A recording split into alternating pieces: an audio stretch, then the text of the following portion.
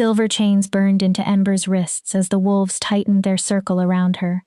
She had already accepted that the Moonshadow Pack would watch her die without mercy. Then every wolf stopped. At the edge of the execution ground stood the Alpha King. He said nothing at first. He didn't need to. Even the elders lowered their eyes beneath the weight of his presence. But when his gaze settled on the rejected Omega kneeling in chains, something about the judgment no longer seemed certain. And then he finally spoke. Release her. Chapter 1.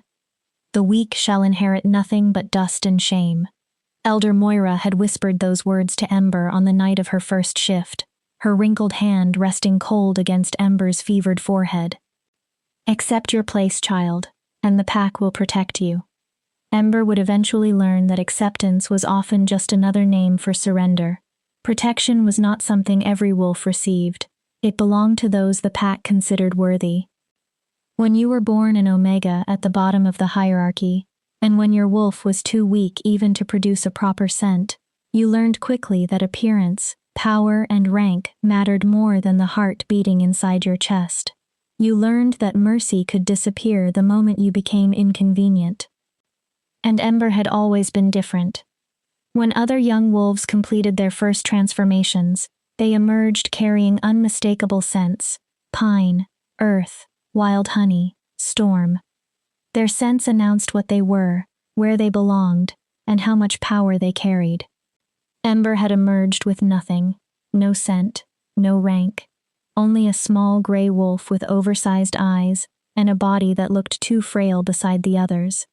Broken, some wolves called her. Cursed, others whispered. Even Ember's own mother had turned away after seeing her transformed wolf. The shame in Alora's eyes had burned more deeply than any insult. Years later, Ember understood something far crueler. She had never been broken. She had simply been inconvenient, and inconvenient wolves were rarely shown mercy. They were removed. That truth had brought her to the execution circle. Silver chains bit into Ember's wrists as she knelt beneath the moon. Around her, the wolves of Moonshadow Pack moved closer. Their eyes reflected anticipation, certainty, bloodlust. They believed she was guilty. Guilty of betrayal. Guilty of weakness. Almost guilty merely for existing as an Omega in a pack that worshipped strength. Ember closed her eyes. She had stopped fighting. She was ready for the end. Then everything became silent. Not the peaceful silence that came before sleep. Something heavier. Something powerful enough to make every wolf stop in the middle of a step. Hackles rose. Not from aggression, from instinctive fear. Ember opened her eyes. A man stood at the edge of the execution circle. The Alpha King. His figure seemed carved from moonlight and shadow. He had made no sound. He hadn't needed to. Power radiated from him so strongly that even the elders and beta enforcers lowered their gazes. Everyone submitted, everyone except Ember. She couldn't make herself look away. His eyes found hers across the clearing. Something shifted inside her chest. Ancient, impossible, unmistakable. A single word seemed to rise from somewhere deeper than thought. Mine. The Alpha King tilted his head as he studied her. Ember should have been terrified, but she was already kneeling to die. One more impossibility hardly mattered. Then the king finally spoke. His voice was quiet and controlled. Release her. Ember's story had begun 23 years earlier, beneath the shadow of the Silver Pine Mountains, where Moonshadow Pack had ruled for generations. She had been born beneath a blood moon. The elders called it an omen, although none of them agreed on whether it promised fortune or disaster. Her mother, Alora, was a respectable mid-ranking wolf. Ember's father had died in a border skirmish before his daughter ever drew her first breath. She'll be strong, Alora had promised as she held the newborn Ember against her chest. She'll make us proud. But Ember eventually learned that pride inside Moonshadow Pack had to be earned through power, and power was the one thing she seemed destined never to have. Her early childhood had been ordinary. She ran through the forest with the other pups. She learned to hunt, fight, track, and survive. Back then, she even had friends. Kiera had possessed a bright laugh and a quick mind. Dorian often shared part of his kills whenever Ember returned from a hunt with too little food. Reese, the future Beta's son, trained beside her without complaint. For a while, Ember had believed she belonged. Everything changed when she turned 16. The entire pack gathered at the ceremonial grounds for the young wolves' first shifts. Ancient stones surrounded the clearing, each carrying traces of old magic. One after another, the young wolves transformed beneath the full moon. Kiera became a beautiful russet wolf. Alpha potential was visible in every movement of her powerful body. The pack howled approval. Dorian transformed into a massive gray wolf, whose beta strength was impossible to mistake. More celebratory howls filled the clearing. Then Ember's turn came. She felt fire racing through her veins. Her bones cracked and reshaped. Pain swallowed everything. And then, nothing. There was no overwhelming rush of power. No commanding instinct. No magnificent wolf. Only a small gray animal that barely reached the shoulders of the others. Worse, Ember had no scent. Every wolf possessed one. Scent revealed rank, strength, and even compatibility. Alphas often carried scents of thunder and iron. Betas smelled of rich soil and smoke. Even omegas normally carried softer scents such as wildflowers or honey, marking them as caretakers, nurturers, and the emotional heart of a pack. Ember smelled like nothing at all. Elder Moira approached Ember's transformed body slowly. Her nose twitched as she searched for any trace of identity or rank. None came. The clearing grew painfully quiet. At last, Moira spoke. No rank, no scent. The moon has rejected this one. The howls that followed were not celebratory. They sounded like mourning. Ember looked toward Alora. She wanted her mother to comfort her, to say the elders were wrong, to promise that she still belonged. Instead, Alora turned away. Her shoulders folded beneath shame. That night, Ember learned what true loneliness felt like. The following years became a long lesson in survival. Because she had no rank, Ember occupied an uncomfortable space inside the pack. Moonshadow did not exile her. Every wolf was useful for labor, and numbers mattered. But they never truly accepted her either. She received the worst work. She cleaned waste. She prepared dead wolves for burial. She repaired torn clothing, broken equipment, and tools no one else wanted to touch. Her home was a small hovel near the edge of the territory, far from the communal dens where families ate together, laughed together, and loved one another. Ember ate last. Sometimes nothing remained. She learned to speak only when someone addressed her first. Even then, most wolves barely listened. Kiera became one of Moonshadow's most promising young alphas. Whenever she passed Ember in the village, she often looked through her as though their childhood had never happened.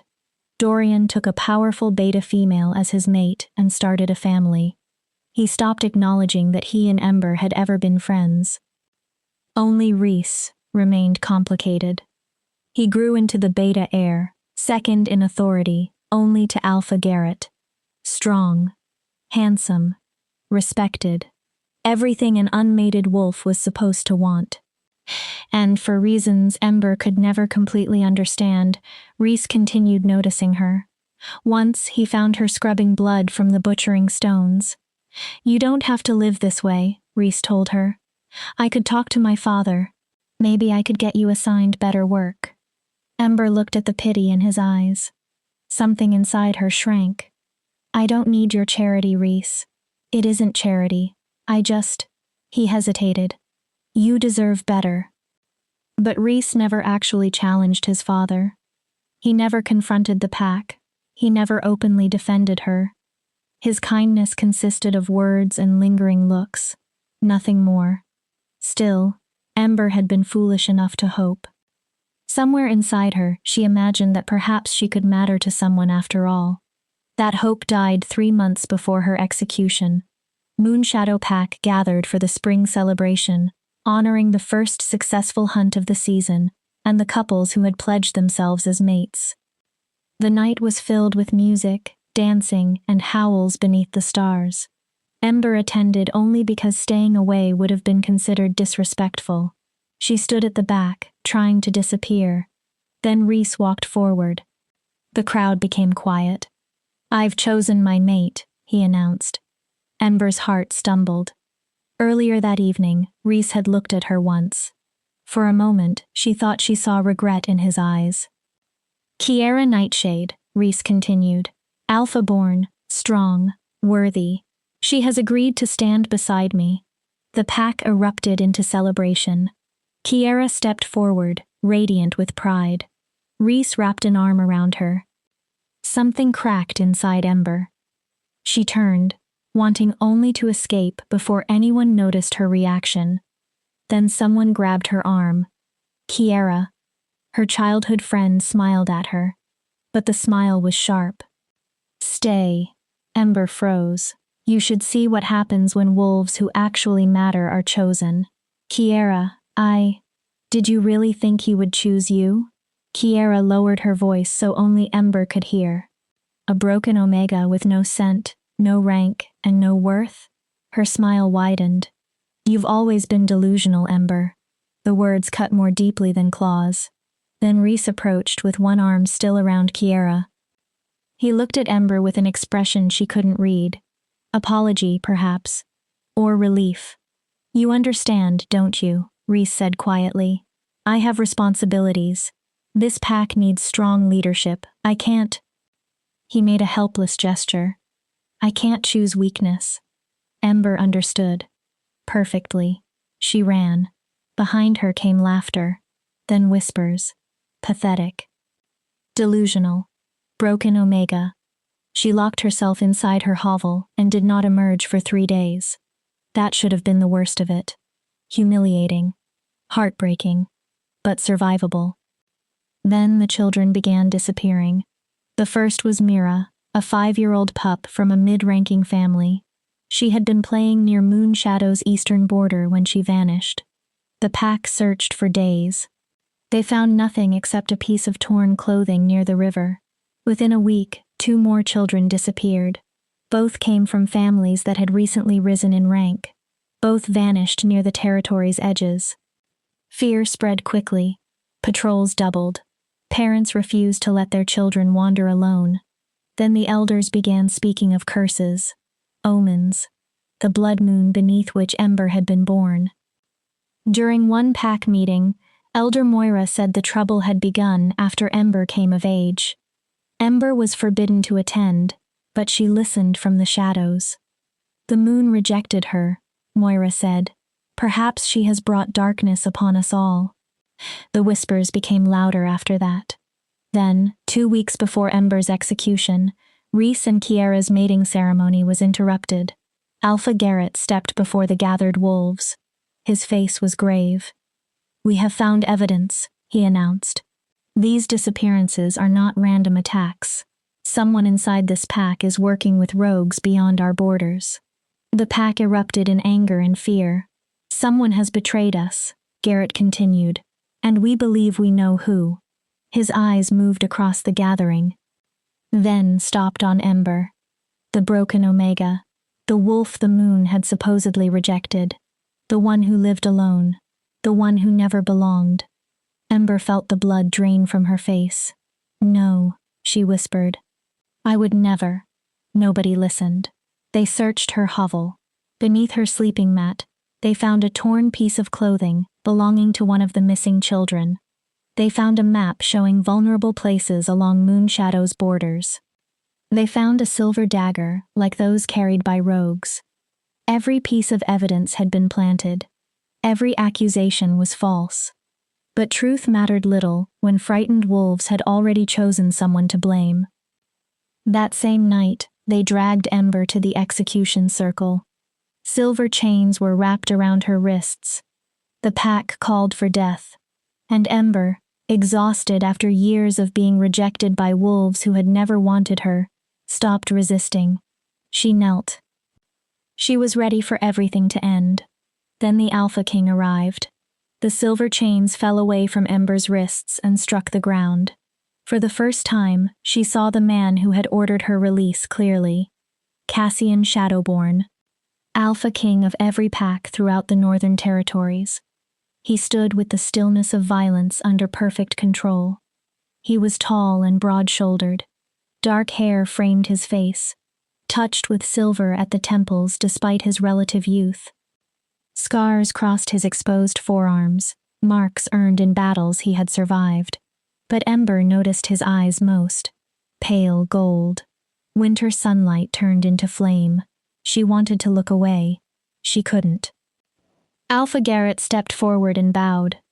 Your Majesty, we weren't expecting you. This is pack justice. The Omega betrayed us. She worked with rogues. She helped them take our children. Proof? Cassian's voice remained quiet. Garrett hesitated. We found evidence inside her dwelling. I asked for proof. Cassian's gaze remained on Ember. Not circumstances, not convenience. Proof that she personally committed these crimes. Garrett faltered. Cassian continued. Anything found inside an unguarded dwelling could have been placed there by anyone with access. He tilted his head. Tell me, Alpha Garrett, does this Omega possess enough strength to challenge your guards? Garrett said nothing. Could she overpower your patrols? Still nothing. Could she organize with rogues who would be more likely to kill a lone wolf than cooperate with one? Silence filled the clearing. She's weak, Elder Moira finally said. Perhaps that is why the rogues used her. She would have been easy to manipulate.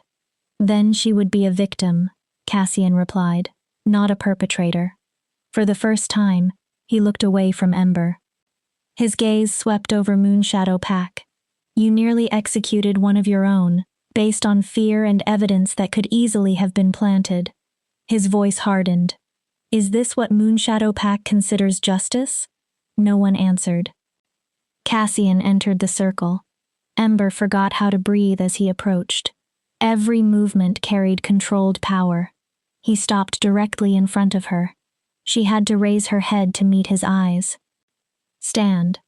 Ember obeyed. Her legs trembled from days without enough food and from silver poisoning. She swayed.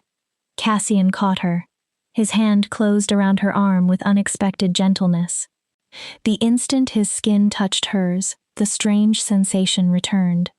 A pull, recognition, something deeper than thought.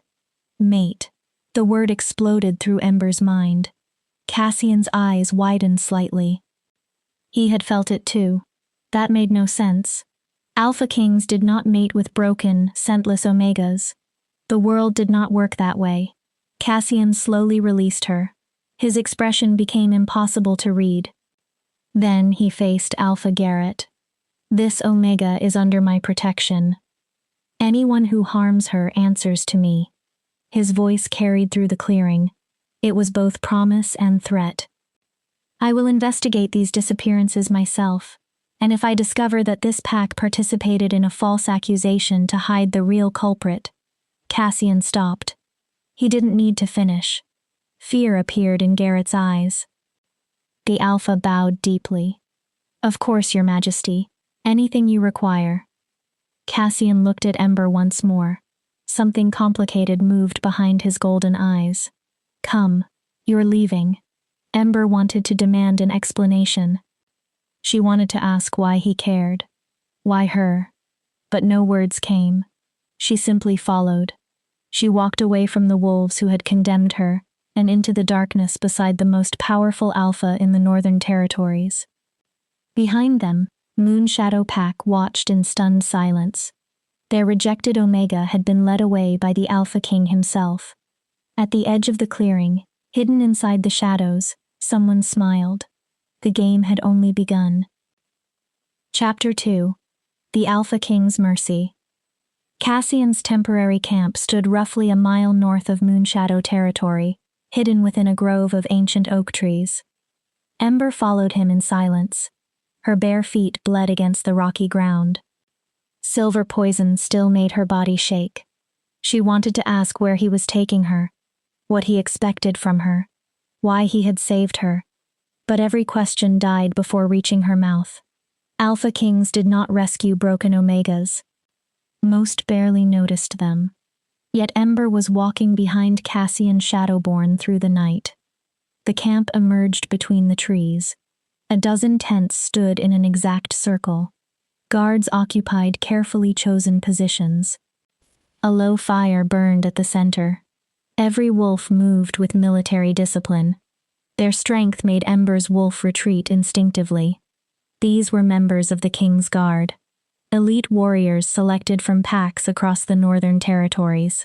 Powerful alphas and betas capable of tearing through ordinary rogues.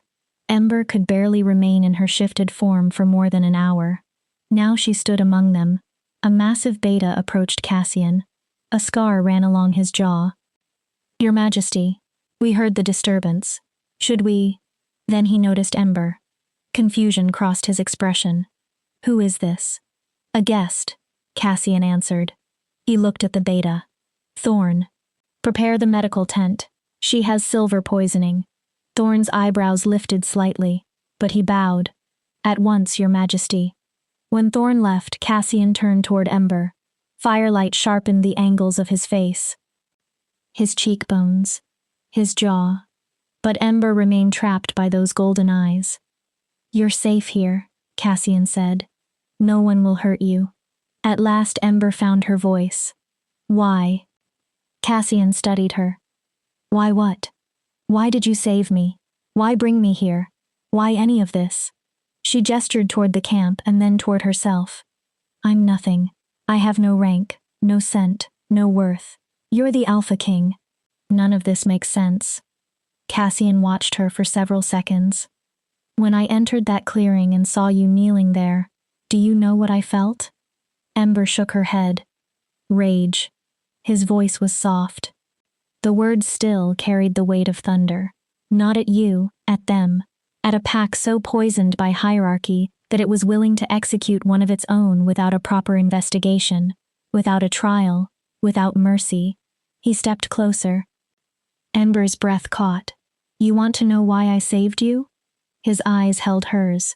"The better question is why no one else did." The word struck harder than she expected. Years of isolation. Humiliation. Being treated as less than everyone around her.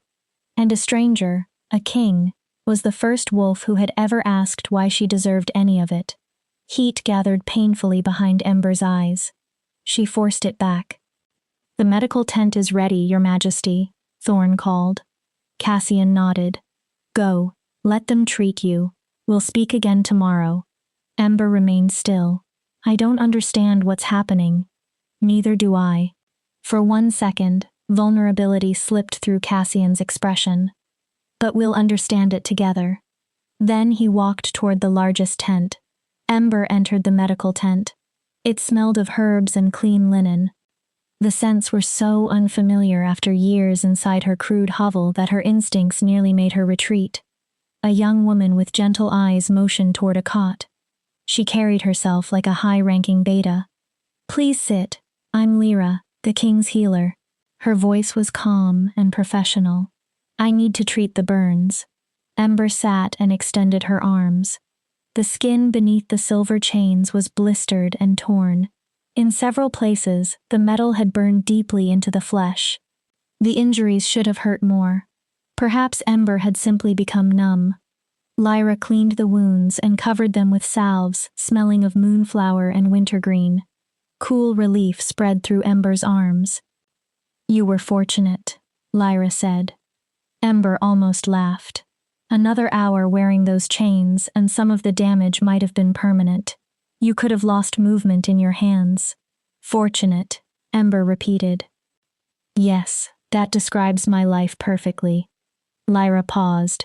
"The king doesn't rescue people without reason. Whatever happened tonight, whatever brought you here, it matters.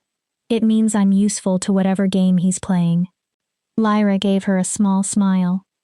"You really don't know Cassian Shadowborn." Ember said nothing. "He doesn't play games. He doesn't turn people into pawns. If he brought you here, then he believes you deserve protection." Lyra tightened the final bandage. That matters. Ember wanted to argue. Kings always had motives. Power always had a price. But she was exhausted, tired of surviving, tired of wondering why everyone seemed to believe she deserved nothing. Rest, Lyra said. You're safe. Whatever happens tomorrow, at least you aren't waiting for execution. The standard was painfully low. But Ember supposed Lyra was right. She lay on the cot. Real bedding softened beneath her. She hadn't slept somewhere so comfortable in years. Outside, the camp settled into night. Guards changed positions. The central fire crackled. Quiet voices drifted between tents. And for the first time Ember could remember, she felt something almost resembling peace. The feeling frightened her. She woke to shouting. Ember sat upright. Her heart pounded. Dawn light filtered through the tent. Outside, two voices argued. This is absurd. You cannot possibly believe. I don't believe, Thorn. I know. Cassian. Cold. Commanding. And I do not need to defend my decisions to you or anyone else. Your Majesty, please. Be reasonable. She is an Omega. Not merely an Omega, a broken one. No rank. No scent. No. Enough. The single word silenced the camp. Question me again and you will lose your rank and return to your pack in disgrace. Ember moved carefully toward the tent opening. Cassian stood at the center of camp. His entire body was rigid with controlled fury. Thorn knelt before him. The other guards watched without expression. She stays, Cassian said. She is under my protection. His voice dropped. If anyone disagrees, challenge me yourself. No one moved. Cassian looked toward the medical tent. For one instant, his eyes met Ember's. She saw determination, and beneath it, something that almost looked like desperation. Then Cassian turned and walked away. Thorn rose slowly and headed in the opposite direction. Ember retreated into the tent. Of course they didn't want her there. She was an outsider. Weak. A political liability. Yet Cassian was defending her. Why? What could he possibly want? The bond inside her seemed to whisper an answer. Everything. Ember rejected the thought immediately. Mate bonds required compatibility, balance, mutual strength, mutual worth. She had none of those things. You're awake. Lyra entered carrying breakfast. Real bread. Cheese. Dried meat. Fresh water. Good. Eat. You need your strength back. Ember stared at the food. This is too much. It's breakfast. Lyra placed it beside her. King's orders. Everyone hates that I'm here. Lyra sat opposite her. I heard them. Thorn is protective of Cassian. He doesn't understand why the king would accept political complications for an Omega he doesn't know. He's not wrong. That doesn't make him right either. Lyra nodded toward the tray. Eat. Ember picked up the bread. Her fingers shook. The first bite was warm and soft. She had to fight the urge to devour everything immediately. Why is he doing this? Ember asked. There has to be a reason. Lyra hesitated. Can I ask you something personal? Ember nodded. When Cassian entered that execution circle, did you feel anything unusual? Warmth flared inside Ember's chest. She looked away. I don't know what you mean. I think you do. Lyra's voice stayed gentle. I've served Cassian for 5 years. I have never seen him behave this way. I have never seen him this unsettled. She paused. And the way he looks at you. He feels sorry for me. Cassian Shadowborn does not do pity. The tent opened before Ember could answer. Cassian entered. Lyra bowed and left immediately. Suddenly the tent seemed far too small. Cassian looked tired. Darkness shadowed the skin beneath his eyes. Tension tightened his shoulders. We need to talk. Ember put the food down. About what? What happened in the clearing? Cassian folded his arms. What you felt. What I felt. He leaned against the center support. Don't lie to me. I can hear your heartbeat.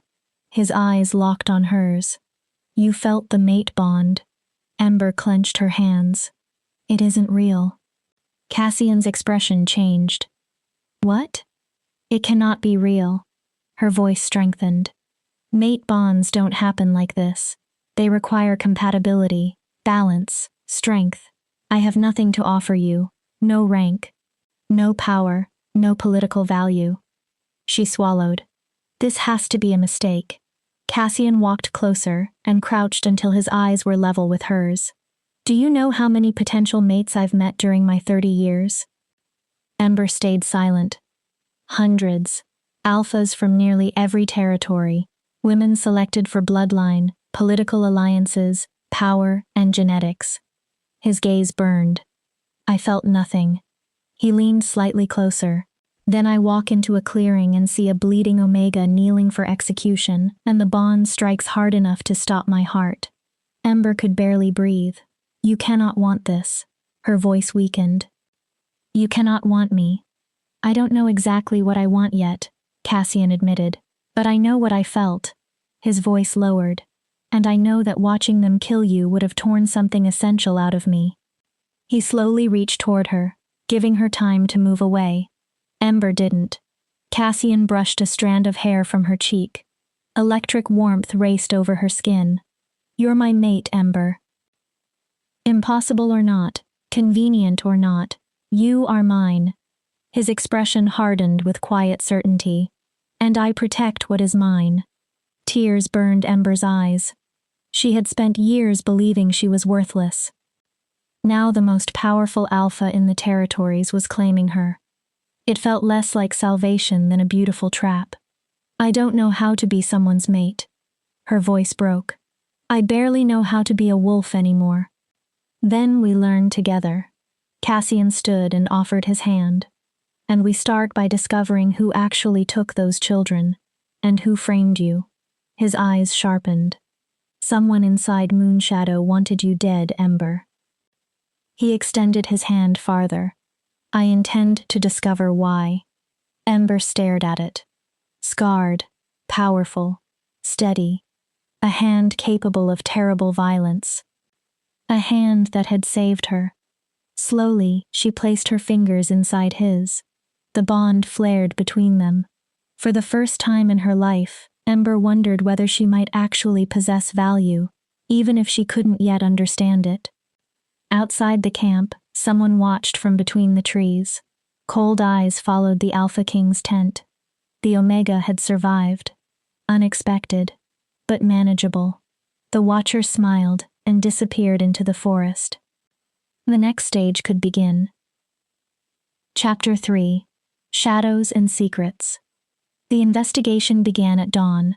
Cassian gathered his most trusted guards inside the command tent. Maps and reports covered the tables. The lingering scent of strong coffee filled the air. Ember stood awkwardly near the edge. She was the only Omega surrounded by powerful alphas and high-ranking betas. Thorn stood opposite her. His face remained controlled, but tension in his posture made his distrust obvious. Beside Thorn stood Dakota, a tall, lean alpha with silver streaks in her hair and sharp green eyes. Next to Dakota was Finn, a young beta barely into his 20s, who already carried a warrior's scars. Cassian spread a detailed map of Moonshadow territory across the table. 3 children disappeared during the past month. Mira Ashwood, 5 years old. Twins Jace and Lila Thornhart, 7. He pointed toward the Eastern Territory. All 3 disappeared near this border. Dakota studied the map. All 3 belonged to families recently promoted in rank. That suggests deliberate selection. A grudge against rising families, she continued, or an attempt to destabilize Moonshadow's hierarchy. Or someone knew those families would be distracted by their new positions, Finn added, celebrating instead of watching for danger. Cassian nodded. The evidence placed inside Ember's home was crude: Mira's torn clothing, a map of patrol routes, a rogue silver dagger. He looked around the table. Too crude. His finger tapped the map. Too obvious. Whoever framed her wanted Moonshadow to blame Ember before anyone examined the evidence properly. Thorn glanced toward her. Why? His suspicion remained. What makes her important? She's an Omega. Killing her would barely matter politically. Exactly, Cassian answered. His voice became quiet. She was the perfect target, isolated, powerless, rejected by her own pack. He looked directly at Thorn. Who would question her guilt? No one answered. Who would defend her? Again, silence. Ember wrapped her arms around herself. Even while Cassian defended her, she could feel everyone judging her. She wanted to help, but she knew nothing about investigations, nothing about strategy. Then a memory surfaced. The eastern border. Every wolf looked at her. Cassian raised one eyebrow. What about it? Ember swallowed. That's where Moonshadow assigned me to work.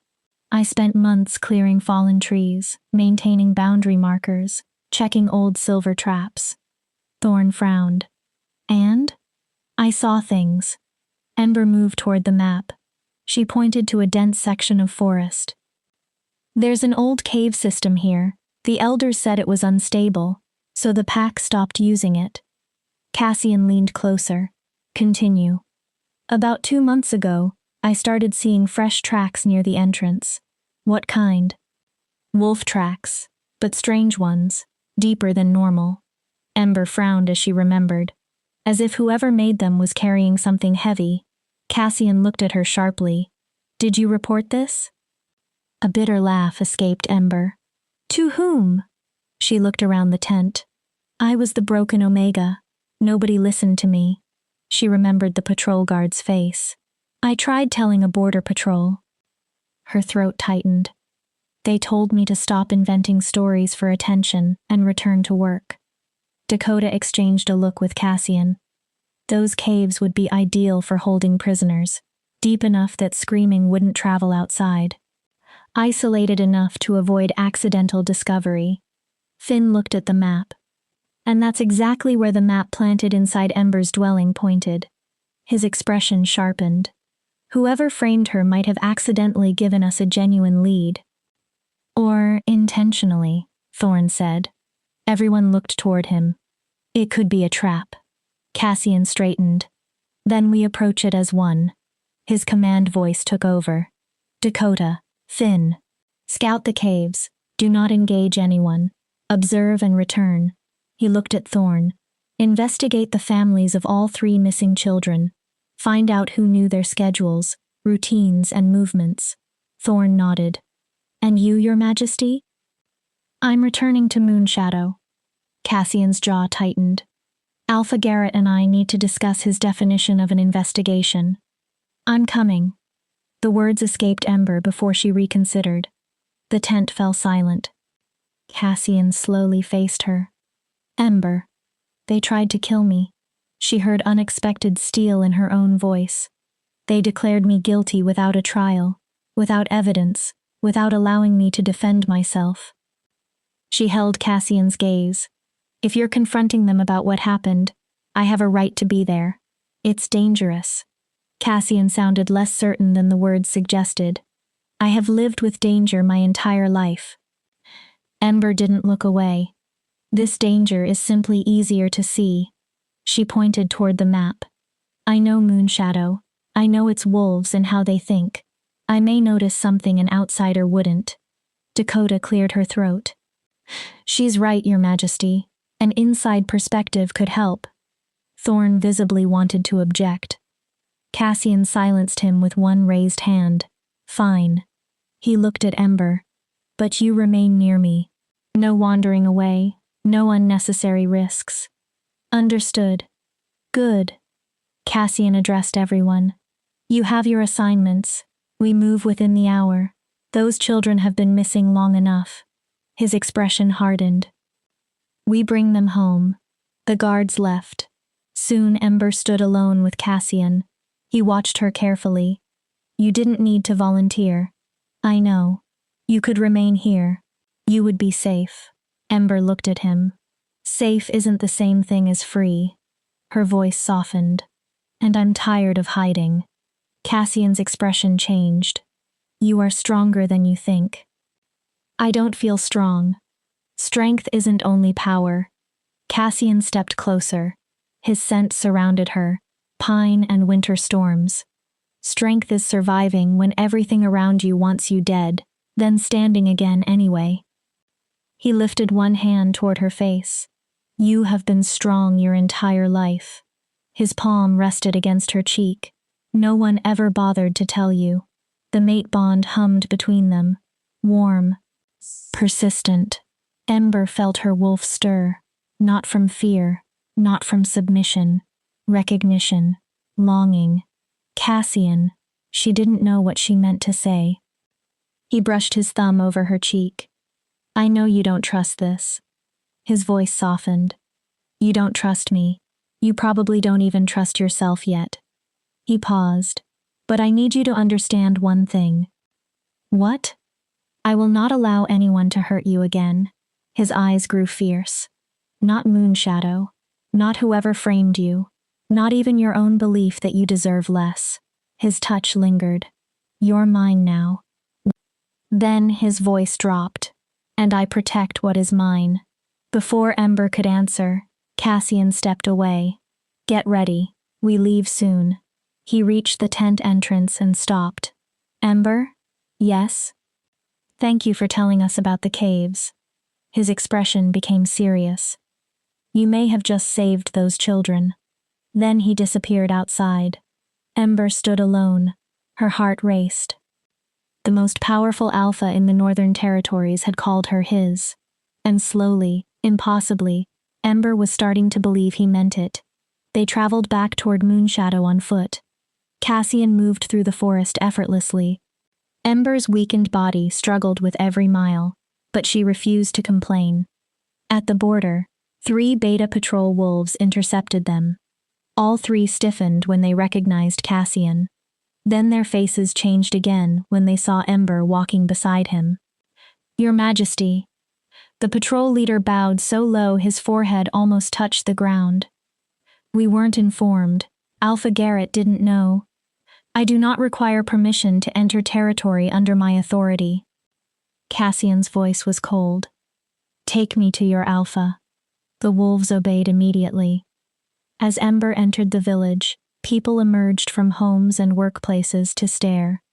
The rejected Omega had returned from her execution alive. More shocking, she walked beside the Alpha King. Whispers followed her. How is she alive? The king saved her. Why? Maybe she really worked with the rogues. Maybe she seduced him. An Omega seducing the Alpha King?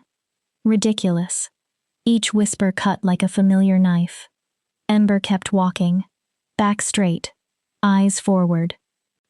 Then Cassian took her hand. His fingers intertwined with hers. The whispers stopped. Immediately. Alpha Garrett waited outside his lodge.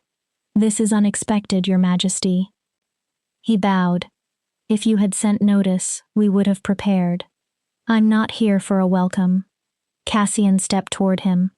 I'm here because you nearly executed an Omega without conducting a real investigation. Garrett's jaw tightened. With respect, this is an internal pack matter. It stopped being internal when you made yourself judge, jury, and executioner. Cassian's voice grew dangerous. 3 children are missing. You found convenient evidence implicating the most vulnerable wolf under your authority. Instead of examining alternatives, you moved straight to execution. His eyes narrowed. Why? The evidence was clear. The evidence was planted. Garrett stiffened. Cassian released Ember's hand. His dominance spread through the area. Wolves nearby lowered their heads instinctively. So I will ask you again. Cassian moved closer. Why were you so eager to blame her?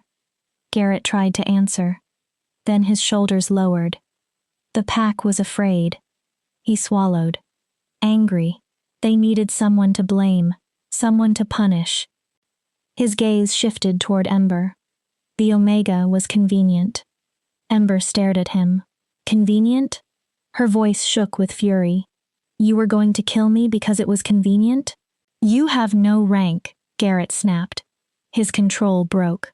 No influential family, no allies who would demand vengeance or create political problems. He lifted his chin. Yes, you were convenient. Then he added, leaders sometimes make difficult choices for the greater good. Cassian moved so quickly Ember barely saw him. One moment he stood beside her. The next, Garrett was pinned against the lodge wall with Cassian's hand around his throat. The greater good? Cassian's voice became terrifyingly soft. Does not include murdering innocent wolves to calm a frightened mob. Garrett struggled for air. You are Alpha of Moonshadow. Your duty is to protect every member. Cassian tightened his grip. Not only the powerful. His eyes flashed. Not only the convenient. All of them. Your Majesty. Please. Cassian released him. Garrett stumbled. You are fortunate I do not remove your title now.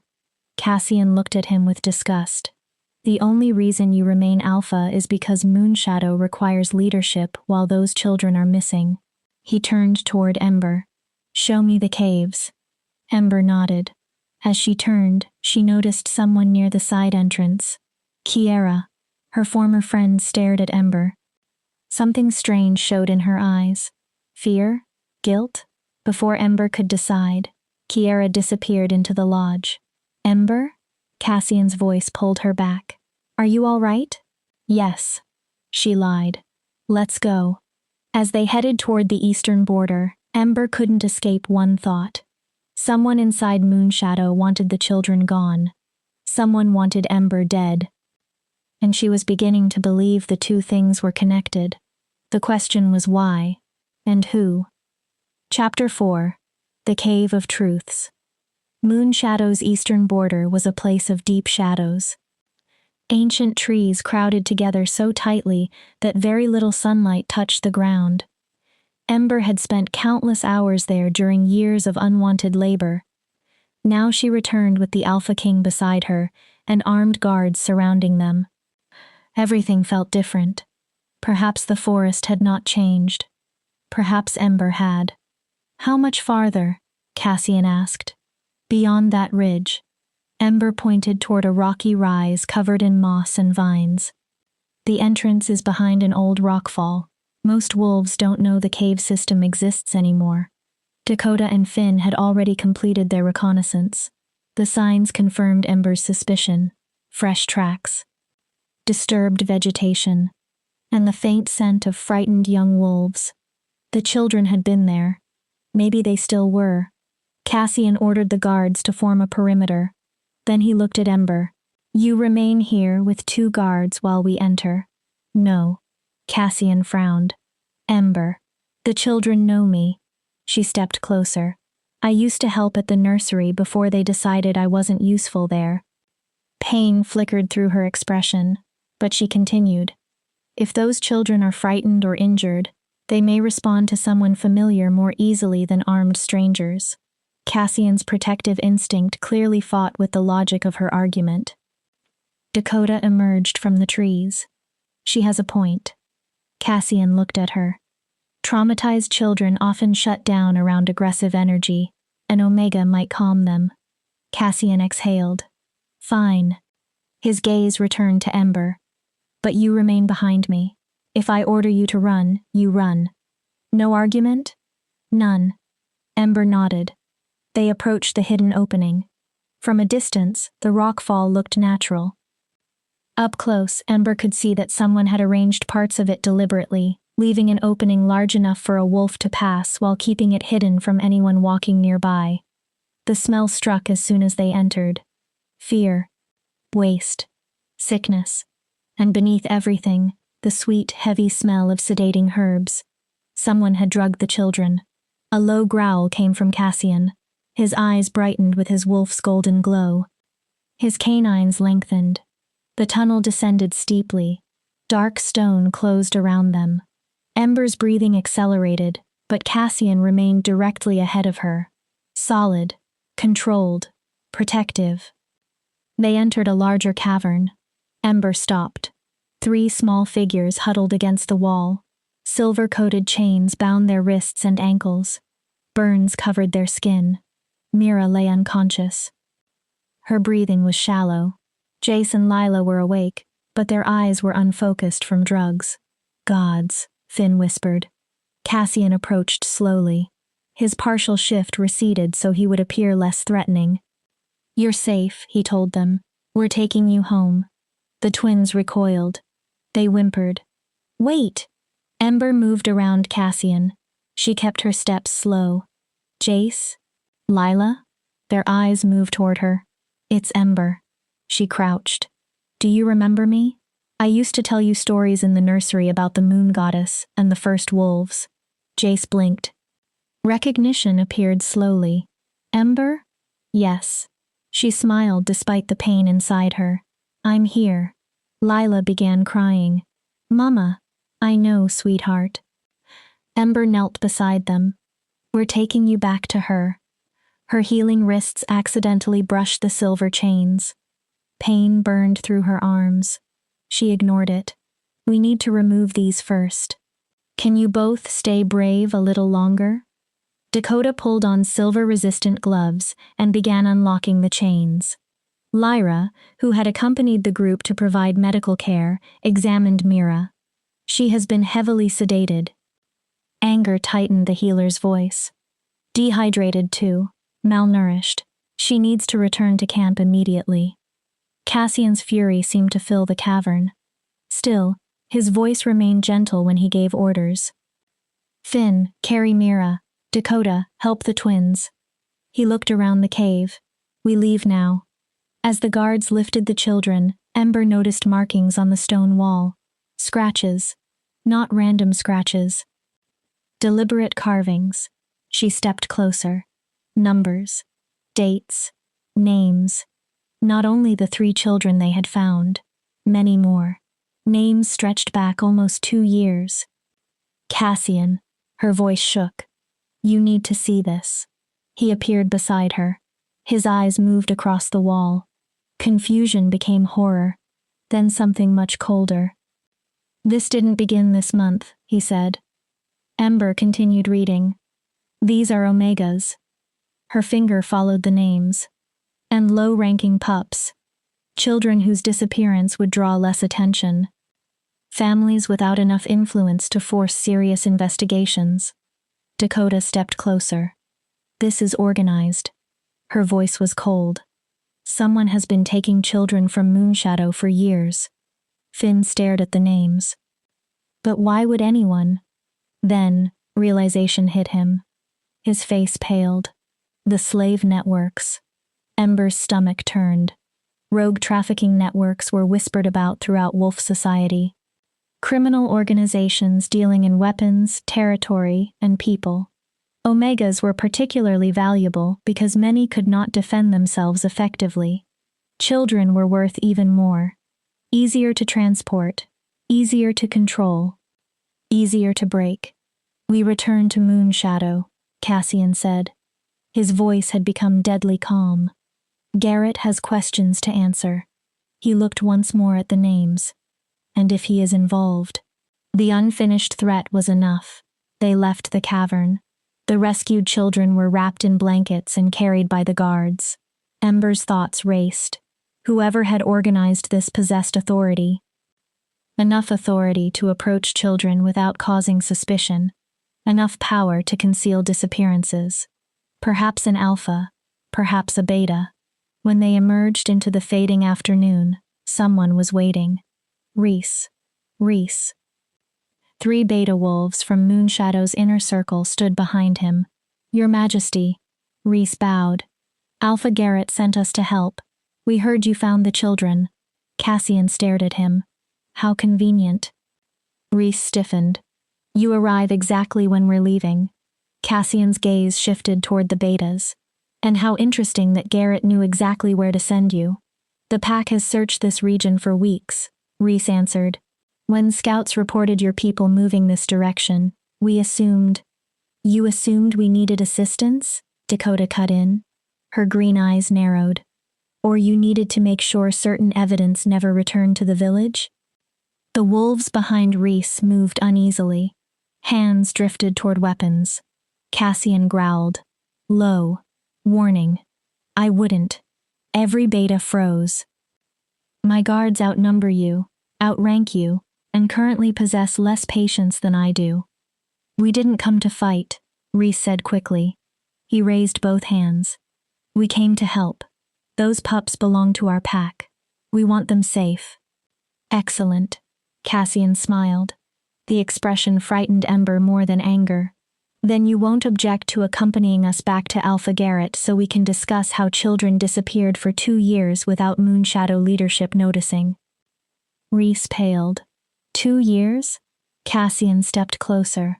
That cave contains names and dates proving children have been systematically taken for 2 years. His dominance increased. So you will come with us. Cassian's gaze hardened. You will answer every question honestly. A pause. Or I will assume you participated. Rhys's face changed from shock to fear. Then resignation. I didn't know. His voice became quiet. I swear on my wolf. I knew about the 3 recent disappearances. I thought it was a new threat. Dakota finished the thought. Not evidence of a conspiracy. Rhys nodded. The return journey was tense. The King's Guard protected the rescued children. Rhys and his betas walked under observation, though no one formally called them prisoners. Ember stayed beside Cassian. How could nobody notice? She finally asked. Cassian looked at her. How could children disappear for years without anyone caring? Because they were the wrong children. Disgust filled his voice.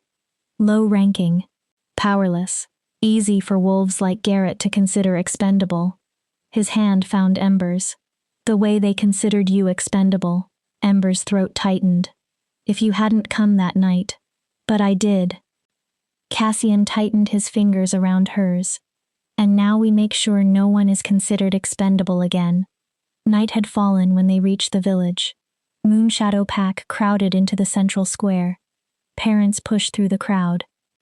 When they saw their children alive, cries of relief filled the darkness. But fear quickly followed. Something far larger was wrong. Alpha Garrett stood on the lodge steps. His face remained composed.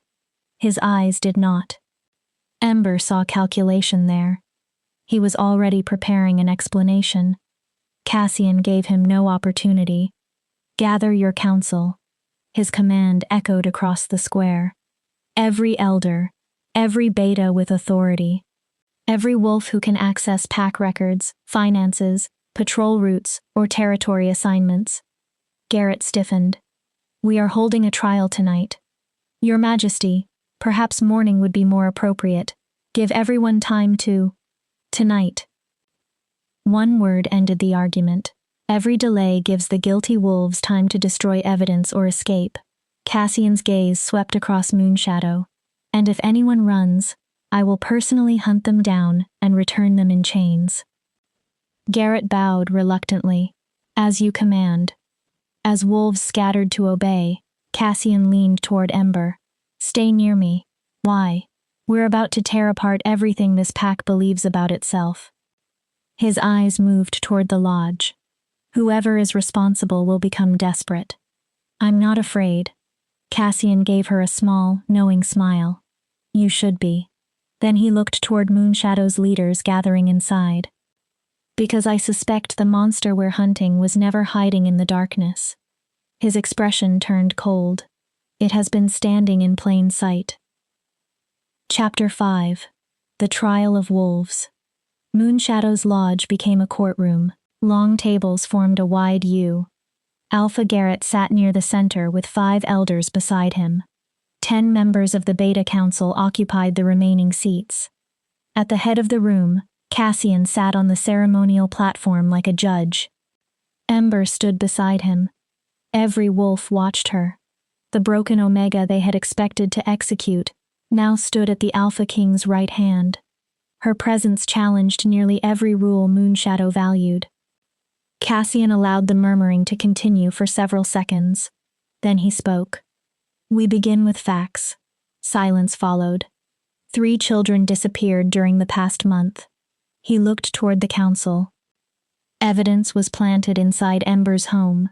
That evidence resulted in a false accusation and almost resulted in her execution. Several wolves shifted uneasily. Today we found those 3 children alive inside caves near your eastern border. A few relieved breaths moved through the room. Cassian continued. Those caves also contain evidence connected to more than 20 kidnappings during the past 2 years. The room erupted. Impossible. 2 years?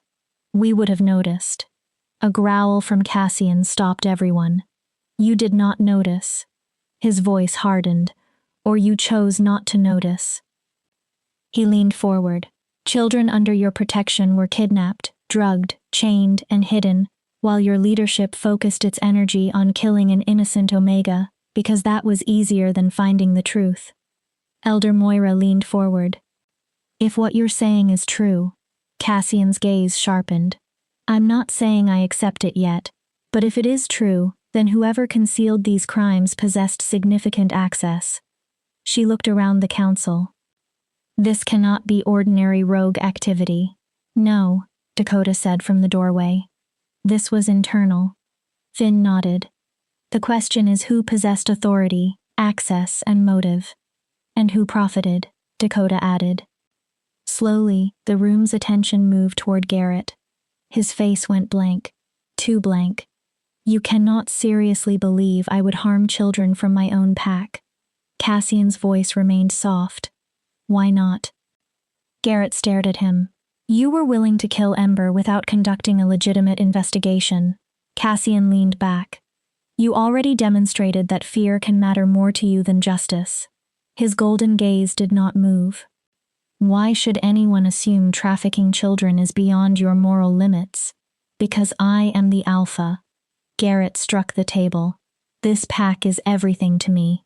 The pack? Thorn stepped forward. He carried a rolled parchment. Or its reputation. He opened the document. The records recovered from the cave show that nearly every child taken before this month was either an Omega or low-ranking.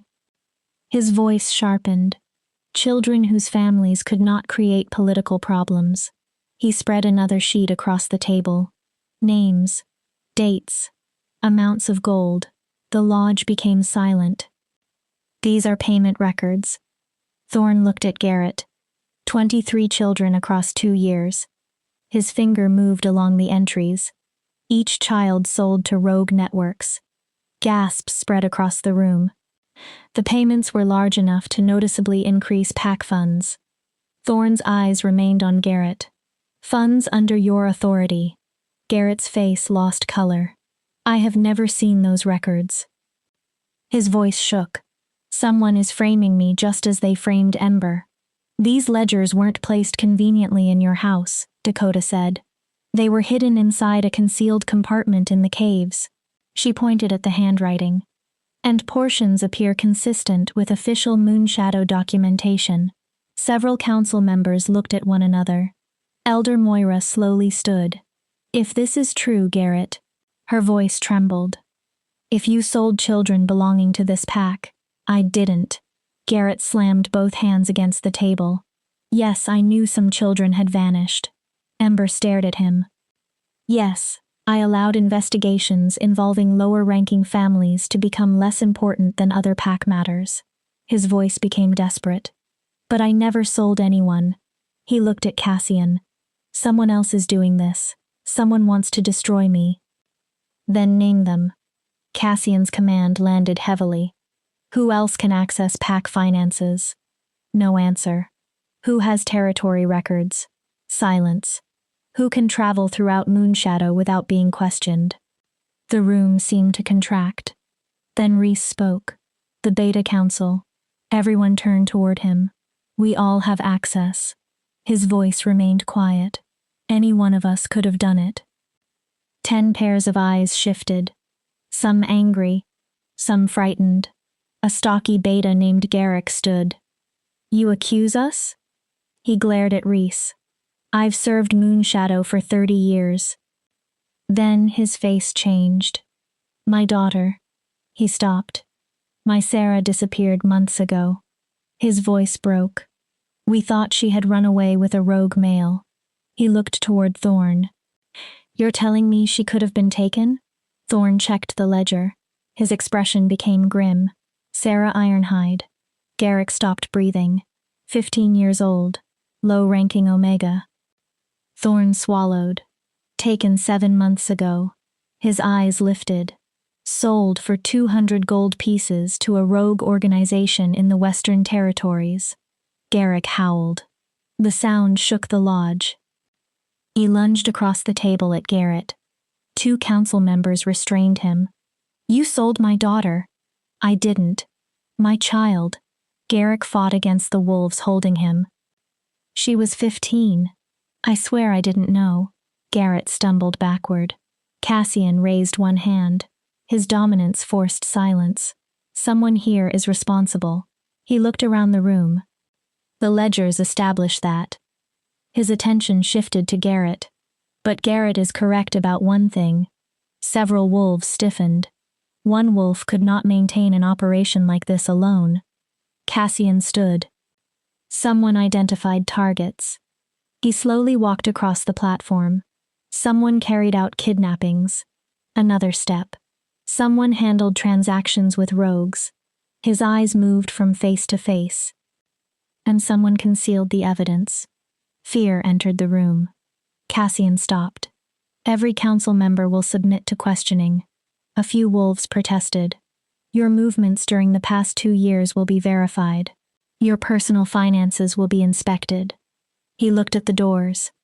If anyone refuses, hides records, or attempts to leave Moonshadow territory, I will treat that wolf as guilty until proven otherwise. One elder stood angrily. You cannot strip us of our rights. Cassian's eyes went cold. You surrendered your claim to comfort when children were sold beneath your watch. His voice dropped. Be grateful I am investigating before executing. Ember had remained silent. Something about the ledger bothered her. She reached toward it. May I? Cassian nodded. She spread the parchment before herself. Names. Dates. Gold amounts. Then Ember saw a pattern. The disappearances increased. Dakota moved closer. Ember traced the dates. During the first year, only 4 children disappeared. At least 3 months separated each case. Her finger moved lower. But 19 were taken during the most recent 6 months. Desperation, Dakota said. Or demand, Finn added. Maybe both. Ember continued studying the list. And look at the final 3. She pointed. Mira, Jace, Lila. Cassian leaned toward her. All 3 belonged to families that recently gained rank. The earlier victims were deliberately low profile, Ember said. The last 3 weren't. Cassian understood. They were meant to attract attention. Or create chaos, Ember replied. Her thoughts moved faster. When children from powerful families vanish, everyone responds. Patrols double. Parents demand investigations. Leadership panics. Thorne nodded slowly. And while everyone watches the new cases, nobody reopens the old ones. Dakota's expression hardened. A distraction. Finn frowned. For what? Ember returned to the ledger. Then she saw a note written in different ink, added after the earlier entries. She read it quietly. Final shipment before termination. Close operation. Eliminate evidence. Cold spread through her. They planned to stop. Cassian looked at her. But first they needed one final crisis. Ember's breathing changed. Suddenly she understood. Me. The room became silent. The evidence inside my hovel. She looked at Cassian. The rushed accusation. The immediate execution. Her eyes widened. They needed me dead before anyone began asking serious questions. Cassian's jaw tightened.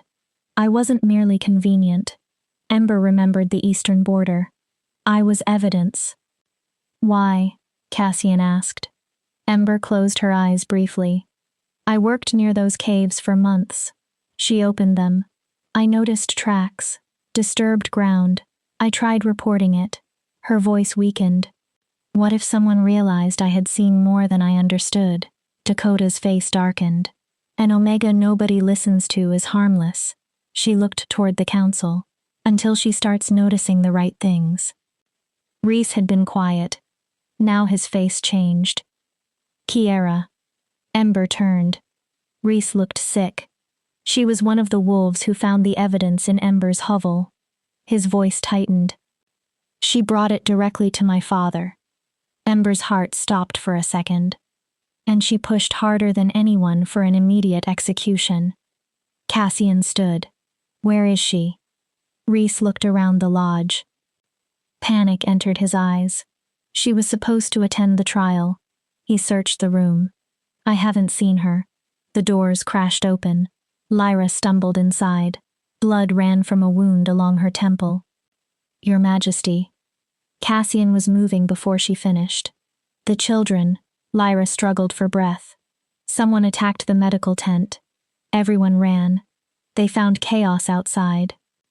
2 guards lay unconscious. Silver chains covered the ground. The rescued children were gone. Again. No. Ember stared at the empty cots. No, no, no. Dakota crouched outside. Tracks. Cassian joined her.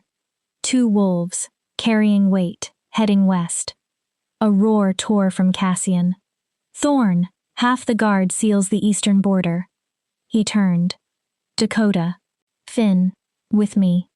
Then he faced Garrick. You want justice for your daughter? The grieving Beta nodded. Help me stop this now. Cassian turned toward Ember. You remain here. No. Ember. They're heading west. She interrupted him. Toward the abandoned silver mines. Cassian looked sharply at her. There are tunnels beneath them. More than a dozen exits. Her voice became urgent. If they reach those mines, you may never find them. How do you know? Because I worked there too. A bitter memory crossed her face. Before Moonshadow decided I was too weak even for mining. She stepped toward Cassian. I know those tunnels better than anyone. His protective instinct fought across his face. Ember did not move. You need me. Finally, Cassian nodded. Stay near me. I will. Stay safe. I'll try. If I tell you to run, I run. A tiny smile touched Ember's mouth. Now let's bring those children back. They disappeared into the night. Behind them, almost invisible against one tent pole, hung a small piece of fur. Russet. Alpha fur. Kiera's. The monster had never merely hidden among Moonshadow. Moonshadow had celebrated her. Chapter 6. The Mines of Betrayal. The western edge of Moonshadow territory was scarred by abandoned industry. Decades earlier, silver mines had brought enormous wealth to the pack. The veins had run dry 20 years before Ember's birth. Now collapsed shafts and decaying structures covered the ground. Beneath them stretched miles of tunnels. A perfect place to disappear, or a perfect place for a trap. Ember led the hunting group through the darkness. Her years of unwanted labor suddenly mattered. She knew where the unstable ground lay, where old shafts could collapse, which paths connected to hidden entrances. Cassian followed close behind. His partial shift showed beneath his skin, violence barely contained. Dakota and Finn moved near them. Garrick came with 3 council wolves whose horror and grief had convinced Cassian they were not part of the operation. The main entrance is ahead. Ember pointed at a black opening in the hillside. Old support beams leaned like broken bones. There are at least 8 other usable exits. Cassian looked into the darkness. They know we're coming. Dakota nodded. They probably heard us long before we reached this place. This is a trap, Cassian said. Then we enter carefully. Dakota turned toward Finn. Take Garrick and circle north. Seal the northern exits. We'll push them east if they run. Those tunnels are unstable, so escape options are limited. Finn nodded. He and the others vanished into the dark. Cassian turned toward Ember. He touched her face. The gentleness of the gesture clashed with the predator inside his eyes. Last chance. Ember already knew what he would say. You stay here and guard the entrance.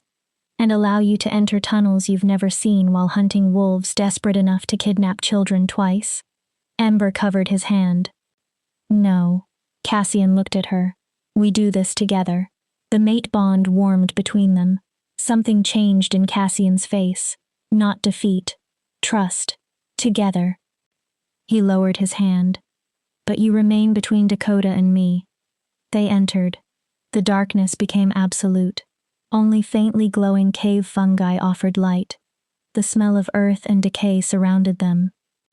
Old silver still lingered in the rock. Not enough to kill them, but enough to make every wolf instinct scream caution. Then Ember heard something. Footsteps. Whispering. A child whimpering. This way. She led them down a narrow side passage. The tunnel sloped deeper. Soon they were forced into single file. Ember's heart hammered. The walls pressed too close. Silver filled the air. Every instinct warned her to escape. But the children were somewhere ahead. They entered another chamber. Ember froze. The place had been turned into a prison. Silver chains hung from walls. Cages lined one side. At the center of the chamber lay Mira, Jace, and Lila, bound, gagged, terrified. But it was the wolves standing above them who shattered Ember's understanding of everything. Kiera, beautiful Kiera, russet-haired, alpha-born, and beside her stood Reese. His expression contained none of the uncertainty or kindness Ember remembered, only cold calculation. No, Ember's voice barely existed. Reese? She stared at him. You were with us. You helped us. Reese smiled faintly. I delayed you. Ember's blood turned cold.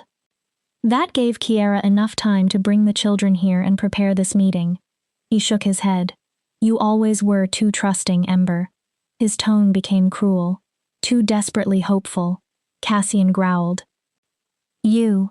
His fury filled the chamber. You're responsible. Responsible? Kiera smiled. Nothing remained of the childhood girl Ember remembered. We're intermediaries, Your Majesty. Her eyes glittered. The operation is far larger than Moonshadow. Cassian understood. The rogue networks. Exactly. You supplied them with children. Product, Kiera corrected. Ember felt physically sick.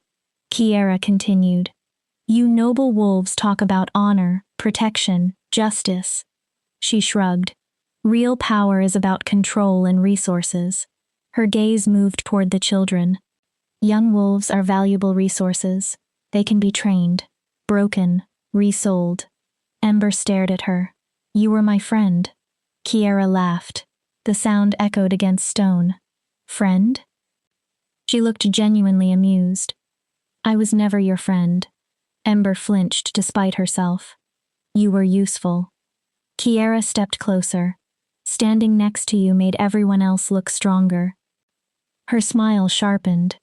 The pathetic Omega, the broken girl, the wolf everyone could compare themselves against and feel superior. Ember's stomach twisted. Then you started working near the eastern caves. Kiera's expression changed. You noticed tracks. Disturbed areas. You began asking questions. Ember understood. So you framed me. 2 problems solved at once. Kiera nodded. A convenient suspect and a potential witness removed together. And when my execution failed, we adapted. Reese took a step forward. We knew taking the children again would bring the king after us. His eyes moved toward Cassian. You both wanted to be heroes so badly. Ember looked at the children. You used them as bait. Cassian's voice was almost frighteningly calm. You traumatized those pups again merely to lure us here. Kiera shrugged. They're low-ranking.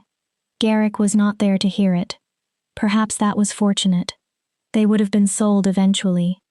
Kiera smiled. At least now they're useful. Dakota attacked. She moved faster than Ember could follow. Her claws extended toward Kiera. At the same instant, hidden wolves poured from alcoves around the chamber. Rogues. At least 12. The trap closed. Cassian fully shifted. Power exploded through the room. He crashed into the first attacker. Bone and flesh gave way beneath his strength. Dakota fought beside him. Precise. Lethal. But rogues continued emerging from side tunnels. Then Ember saw Reese. He was moving toward the children, a silver dagger in his hand. She understood instantly. They were going to kill the pups, destroy the last witnesses, eliminate the evidence. No. Something inside Ember changed. Not broke. Changed. Every insult she had endured, every year of being called weak, every humiliation, every rejection, every moment of helplessness, all of it became one purpose. Protect them. Ember ran. She slammed into Reese with everything she had. The impact sent both of them across the stone floor. Shock flashed across Reese's face. The broken Omega had attacked him. Ember, what are you? He tried throwing her away. She held on. Desperation gave her strength she had never known. Her teeth found his throat, not deeply enough to kill him. Enough to draw blood. Enough to make him scream. Stay away from them. Her voice barely sounded human. Reese struck her. Ember flew into the wall. Pain exploded through her ribs. Something cracked. She forced herself upright, then stood between Reese and the children. You stupid Omega. Blood covered his throat. You think one brave act changes anything? He took another step. You're still nothing. Ember remained between him and the pups, still weak. Cassian roared. The sound shook dust from the ceiling. He had seen Reese strike Ember. Whatever restraint remained inside the Alpha King disappeared. Cassian tore through the rogues in front of him. Kiera saw the battle turning. She transformed. Her russet wolf was magnificent. Powerful. Then she ran. Coward! Garrick's voice echoed from one of the tunnels. He had reached them from another entrance. He chased Kiera. 2 council wolves followed. The remaining rogues began fleeing. Those who stayed were overwhelmed by Cassian and Dakota. Reese tried to escape after Kiera. Dakota caught his leg. She dragged him back across the stone floor. Ember ignored the battle. She crawled toward the children. Her ribs screamed with every movement. Her hands shook as she worked at their restraints. Mira began waking. It's all right, Ember whispered. You're safe. The little girl blinked. Ember? I'm here. Cassian appeared beside them. He shifted back enough to use his hands. You're hurt. I'm fine. Your ribs are broken. I'm fine. Cassian looked at her. Whatever he saw convinced him not to argue. Together they removed the remaining restraints. Dakota produced blankets and wrapped the children. Soon Garrick returned. He dragged an unconscious Kiera in wolf form by the scruff. The other council members brought 2 captured rogues. The others? Cassian asked. Dead or escaped? Garrick's breathing remained heavy. But we have 3 prisoners. Reese knelt under silver restraints. Blood still ran from Ember's bite. Without his authority and arrogance, he suddenly looked smaller, cornered. You're going to kill me, Reese said. Eventually, Cassian answered. Reese stared at him. But first, you will tell me everything. Cassian crouched. Names, contacts, locations. Every detail of the trafficking network operating across my territories.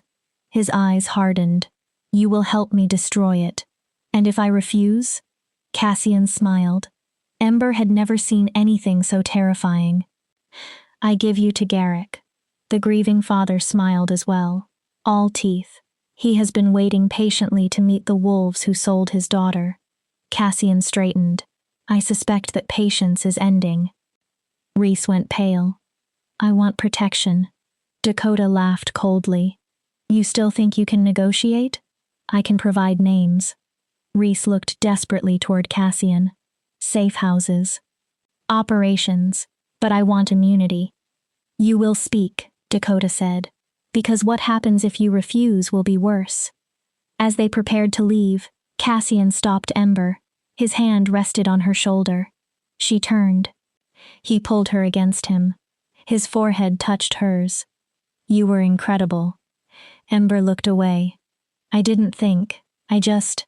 You protected those children. His voice roughened. You attacked a beta 3 times your size. He cupped her face. I have never seen anything braver. I was scared. Bravery isn't the absence of fear. His golden eyes held hers. You proved that strength has nothing to do with rank. The bond flared. You proved what I already knew. His thumb brushed her cheek. You are extraordinary, Ember. Tears filled her eyes. For once, not because someone had hurt her, because hope was becoming harder to reject. They emerged from the mines beneath the first light of dawn. The children were safe again. The traitors were in chains. Moonshadow would have to answer for years of negligence. The trafficking network still existed beyond the pack. There would be more investigations, more consequences, more pain. But that morning, 3 children were alive. And Ember, once condemned as Moonshadow's weakest wolf, walked beside the Alpha King rather than behind him. The reckoning had only begun. For the first time, Ember allowed herself to imagine that perhaps she had a future. Chapter 7. The Reckoning. The trials of Reese Blackwater and Kiera Nightshade lasted 3 days. Cassian ordered Moonshadow Pack to gather in the central square each morning. No wolf was exempt. Not elders. Not council members. Not even the lowest-ranked Omegas who were usually expected to remain invisible. Everyone would see what justice looked like, and everyone would see what happened when justice was ignored. Ember stood beside Cassian throughout the proceedings. Her presence carried a message stronger than words. A wolf Moonshadow had considered disposable now stood beside the king. On the first day, Reese talked. For hours. His voice remained flat while he explained how 23 children had been taken over 2 years. He gave names of rogue contacts, payment arrangements, safe houses where children were held before transport. Officials in other packs who accepted money to ignore suspicious activity. It began with 1 child, Reese said. An Omega whose family had no influence. Garrick stared at him. Kiera approached me. She said the rogue networks paid well for young wolves. Reese lowered his eyes. She called it victimless. Garrick's body trembled. Victimless? My Sarah had a name. His voice broke with rage. She sang constantly. He swallowed. She wanted to become a healer. Garrick leaned forward. Explain how stealing her was victimless. Reese flinched. He had no answer. Continue, Cassian ordered. The money was good. Reese stared at the ground. Better than good. His shame deepened. We used it for territory improvements, weapons, expansion. He hesitated. Kiera wanted enough influence and resources to challenge for an alpha position. Then Reese looked toward Ember. When you started noticing things near the eastern border, you became a problem. Dakota's expression turned hard. So you decided to kill her. Kiera decided. Reese's voice cracked. I just went along with it. Elder Moira looked at him with disgust. Coward. Reese glared at her. You want to judge me? Something like his old fire returned. You sat comfortably inside your lodge and never asked where Moonshadow's new wealth came from. Moira went still. You never asked why children from weaker families vanished. His voice became bitter. You looked away because looking away was convenient. The accusation silenced her. Cassian's expression did not soften. Everyone who deliberately looked away carries guilt. His gaze swept across the pack. But that does not change what you and Kiera built. He looked at Reese. You are responsible for your own choices. On the second day, Kiera was questioned. She did not collapse like Reese. She stood in chains with her head raised. Defiant. I did what was necessary to rise. No remorse touched her voice. This pack values strength. She looked around at everyone. I demonstrated strength. Cassian's eyes narrowed. You sold children. I took opportunities. Kiera's smile was cold. I removed obstacles. Her gaze moved toward Ember. That is what alphas do. No. Cassian's response was immediate. Alphas protect. Kiera laughed softly. Do they? She looked directly at him. You rule the Northern Territories. How many wolves have suffered because solving their problems was inconvenient for you? A murmur moved through the crowd. How many wolves have you sacrificed for what you called the greater good? Kiera tilted her head. Don't pretend we're so different, Your Majesty. Cassian's jaw tightened. Ember saw something move in his expression. Not guilt. Recognition of the weight leadership carried. Then Cassian answered. The difference is that I remember every wolf I failed. Silence. I lose sleep over choices that hurt others. His voice became colder. You see children as currency and feel nothing. Feelings don't change reality, Kiera replied. Moonshadow is weakening, territory shrinks, resources disappear. She lifted her chin. I found a way to secure its future. By selling children. Garrick surged toward her. Guards restrained him. You sold Sarah? His voice broke. She was 15. Kiera barely looked at him. She was low-ranking and weak. Garrick stopped struggling. The crowd seemed to stop breathing. She would have consumed pack resources her entire life. Kiera shrugged. I gave her purpose. The square exploded. Parents screamed. Wolves howled for blood. Several surged toward the platform. Cassian raised one hand.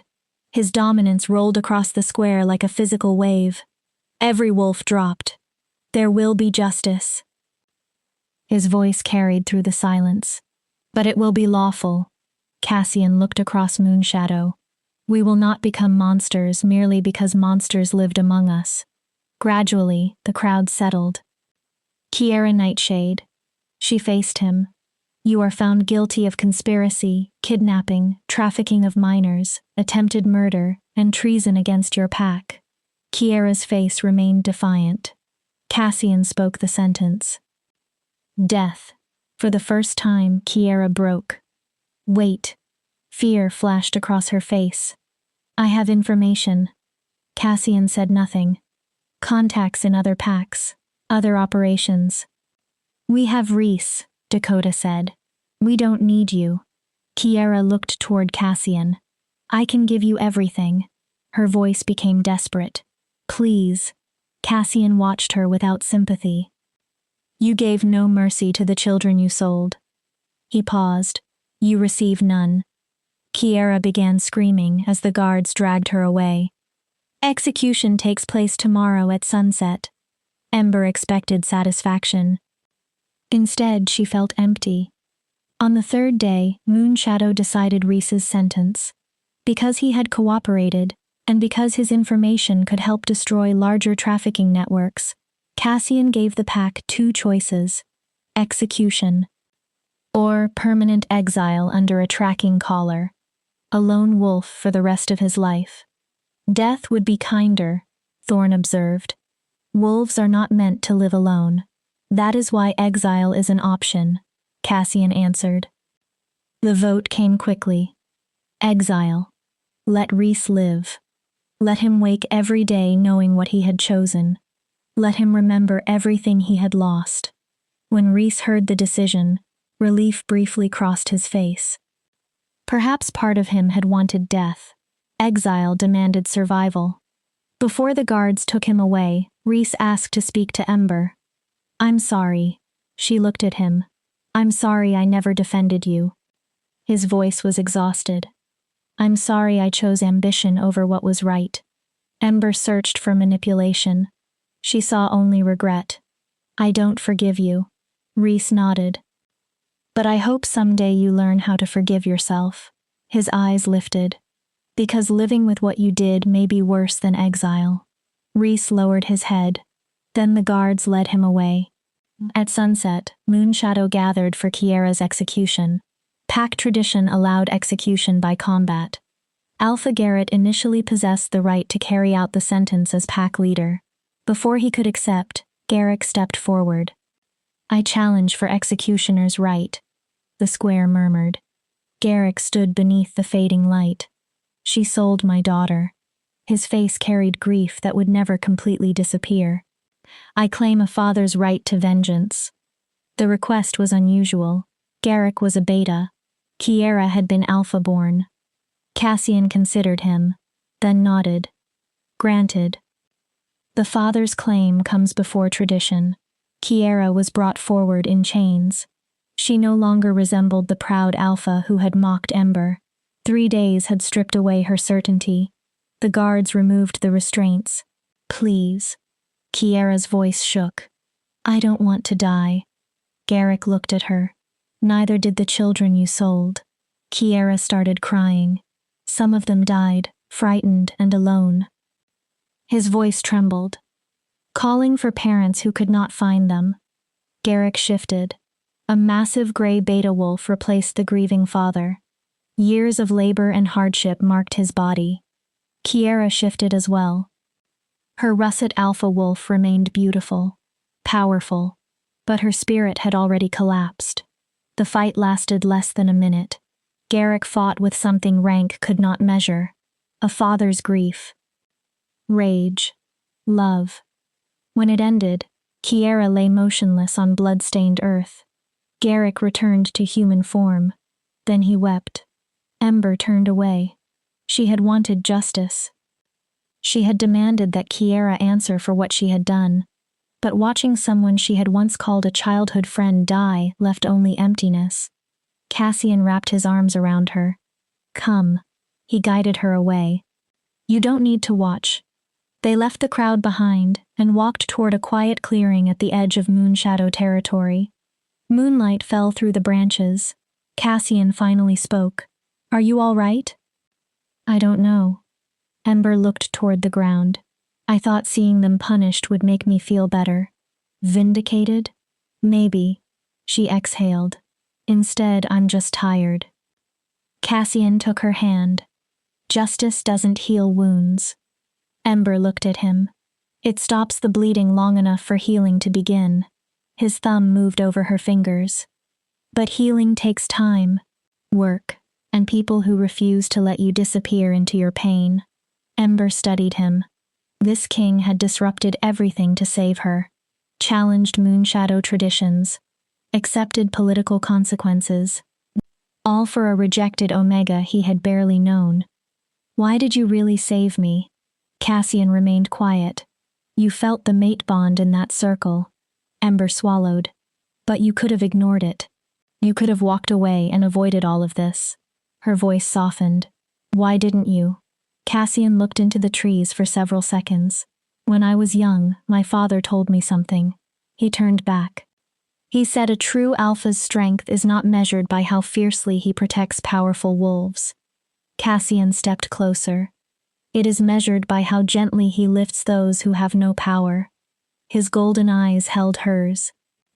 I didn't truly understand him until I saw you kneeling there. Ember's chest tightened. You were surrounded by wolves who should have protected you. Cassian's voice became rougher. They should have valued you. Instead, they chose to destroy you because your death was easier for them than facing the truth. He moved closer. I saved you because allowing them to kill you would have made me part of their cruelty. His hand touched her cheek. I saved you because every instinct in me screamed that you mattered. Cassian hesitated. And because the moment I looked into your eyes, for the first time, the Alpha King looked vulnerable. I knew something in my life would remain incomplete without you. The mate bond burned warmly between them. Tears slipped down Ember's cheeks. I still don't know how to be someone's mate. You don't need to know today. I don't know how to deserve this. Cassian smiled faintly. Then we learn. He pressed his forehead against hers. One day, one moment, until you believe what I already know. Ember whispered, What? That you were never broken. His eyes softened. You were surrounded by wolves too blind to see your light. Cassian kissed her. Slowly, carefully, no demand. Only promise. Under the moon, Ember allowed herself to consider something she had never dared believe. Perhaps she could become whole. The next morning, Cassian gathered Moonshadow Pack. Ember stood beside him. I am taking Ember as my mate. The pack became silent. She will stand as Luna of the Northern Territories. Cassian looked across the crowd. Anyone who challenges her position challenges me. No wolf spoke. Then one wolf knelt. Another followed. Then another. Not from fear. Acceptance. The Omega Moonshadow had rejected was now being acknowledged by the wolves who once considered her worthless. A different life waited ahead. Chapter 8. The Luna's Burden. The mating ceremony would take place beneath the next full moon. 10 days away. For Ember, those 10 days existed between two lives. She had left the medical tent and moved into Cassian's private pavilion. The space was large and comfortable. It made her feel protected. It also made her painfully visible. Members of the King's Guard treated her respectfully now. Sometimes Ember caught them watching. She couldn't tell whether their expressions held curiosity, doubt, or disbelief that a formerly rejected Omega could become Luna. Ember wondered the same thing herself. You're thinking loudly again. Cassian sat behind a desk reading reports. Ember lowered the etiquette manual Lyra had given her. I'm always thinking loudly. Cassian looked up. One of my few talents. He smiled. Your talents also include surviving years of abuse, discovering evidence everyone else ignored, identifying a trafficking route, attacking a beta 3 times your size to protect children, and somehow making me laugh after I've spent hours reading about corrupt officials. Ember felt heat rise into her face. Cassian leaned back. I would say you possess more than one talent. Compliments still made her uncomfortable. She changed the subject. Moonshadow is talking. Moonshadow always talks. About us. Cassian closed the report. About whether I'm suitable to become Luna. Let them talk. He crossed the pavilion and crouched in front of her. Ember, there will always be wolves who believe you aren't strong enough. His gaze remained warm. Dominant enough. Powerful enough. Whatever enough means to them. Cassian took her hands. Those same wolves questioned me when I became Alpha King at 25. Ember blinked. You? They called me too young. He smiled dryly. Too idealistic. Too concerned with weaker wolves. Too unwilling to make hard choices. What changed their minds? Nothing. Ember stared. They still say those things. Cassian touched her face. I don't rule because I need everyone's approval. His expression became serious. I rule because someone must stand between power and the wolves who cannot defend themselves against it. He paused. The same way you stood between Reese and those children. That was different. How? It was instinct. Exactly. Cassian's thumb brushed her cheek. Your instinct is to protect. He leaned closer. To shield wolves weaker than yourself. That is what makes you right for this. Ember looked away. A Luna isn't merely an alpha's mate, Cassian continued. She is the heart, while the alpha is the spine. His voice softened. She notices wolves others ignore. She fights battles that cannot be won with claws. She prevents strength from becoming cruelty. Ember swallowed. You make it sound noble. It can be. What if I fail? Cassian didn't answer immediately. What if they need something I cannot give? Then you try again tomorrow. He pressed his forehead against hers. And again the day after that. Eventually, you look backward and discover you became the wolf you were meant to become, while you were too busy trying to notice. Ember closed her eyes. I believe in you, Cassian whispered, even when you still struggle to believe in yourself. A knock interrupted them. Thorn entered. Your Majesty. Your Majesty. Cassian immediately straightened. His gentleness disappeared beneath the Alpha King's authority. There has been a development during the interrogation of the captured rogues. What? One prisoner asked to speak specifically with Ember. Ember frowned. Why? He claims he has information about her family. Cold moved through Ember. My family. Her mother was dead. At least, that was what Ember had assumed. Alora had left Moonshadow 5 years earlier. She had been unable, or unwilling, to tolerate the shame she associated with her broken daughter. Ember had heard nothing from her since. Thorn looked toward Ember. He says your mother is alive. Ember forgot how to breathe. And he says she worked with the trafficking network. No. The word emerged as a whisper. That isn't possible. Cassian took her hand. He may be lying. Ember's eyes remained fixed on Thorn. A manipulation. Cassian squeezed her fingers. Or he may be telling the truth, Ember said. She felt hollow. I need to know.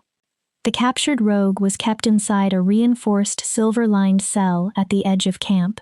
He appeared only slightly older than Ember. His eyes had the hardness of someone who had spent his life beyond normal pack society. Ember stopped outside the bars. Cassian stood on one side of her. Thorn stood on the other. You asked for me. The rogue looked up. You're Alora's daughter.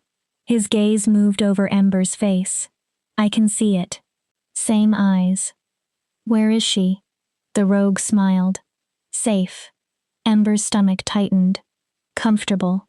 His smile widened. Living better than she ever did in Moonshadow. Ember stepped closer. Explain. Your mother was smart. Cassian growled faintly. When she realized you would never become anything useful, she decided she wouldn't let your weakness drag her down with you. What deal did she make? Information for gold. Ember went still. Patrol routes. The rogue began listing them. Families whose children wouldn't be immediately missed. The old eastern caves. Each word cut deeper. In return, the network gave Alora enough gold to start a comfortable life in the Western Territories. You're lying. Am I? The rogue leaned toward the bars. How did the network know Moonshadow's internal patrol structure? Ember didn't answer. How did Kiera know exactly what evidence would make you look guilty? He smiled. Your mother sold you out, little Omega. Cassian stepped forward. Enough. Ember raised one hand. He stopped. She looked at the rogue. Keep talking. Alora told Kiera how to frame you. Ember's face went numb. What items would look most suspicious? What fears Moonshadow already associated with you? The rogue's voice became cruel. The scent. She wanted you dead. Ember closed her eyes for 1 second. So she could finally stop being ashamed of the daughter she wished she never had. Cassian growled. Ember stopped him again. Why tell me? Because I want a deal. The rogue sat back. My freedom for your mother's location. Cassian laughed once. Cold. You expect freedom? She started the operation in Moonshadow. The rogue's gaze stayed on Ember. Kiera and Reese were tools. Cassian's expression hardened. You trafficked children. I'm offering information. The rogue leaned forward. And she deserves to confront the woman who gave birth to her and traded her life for gold. Ember wanted to leave. She wanted to reject every word. But not knowing would follow her forever. Where is she? Cassian looked at her. You don't have to do this. I do.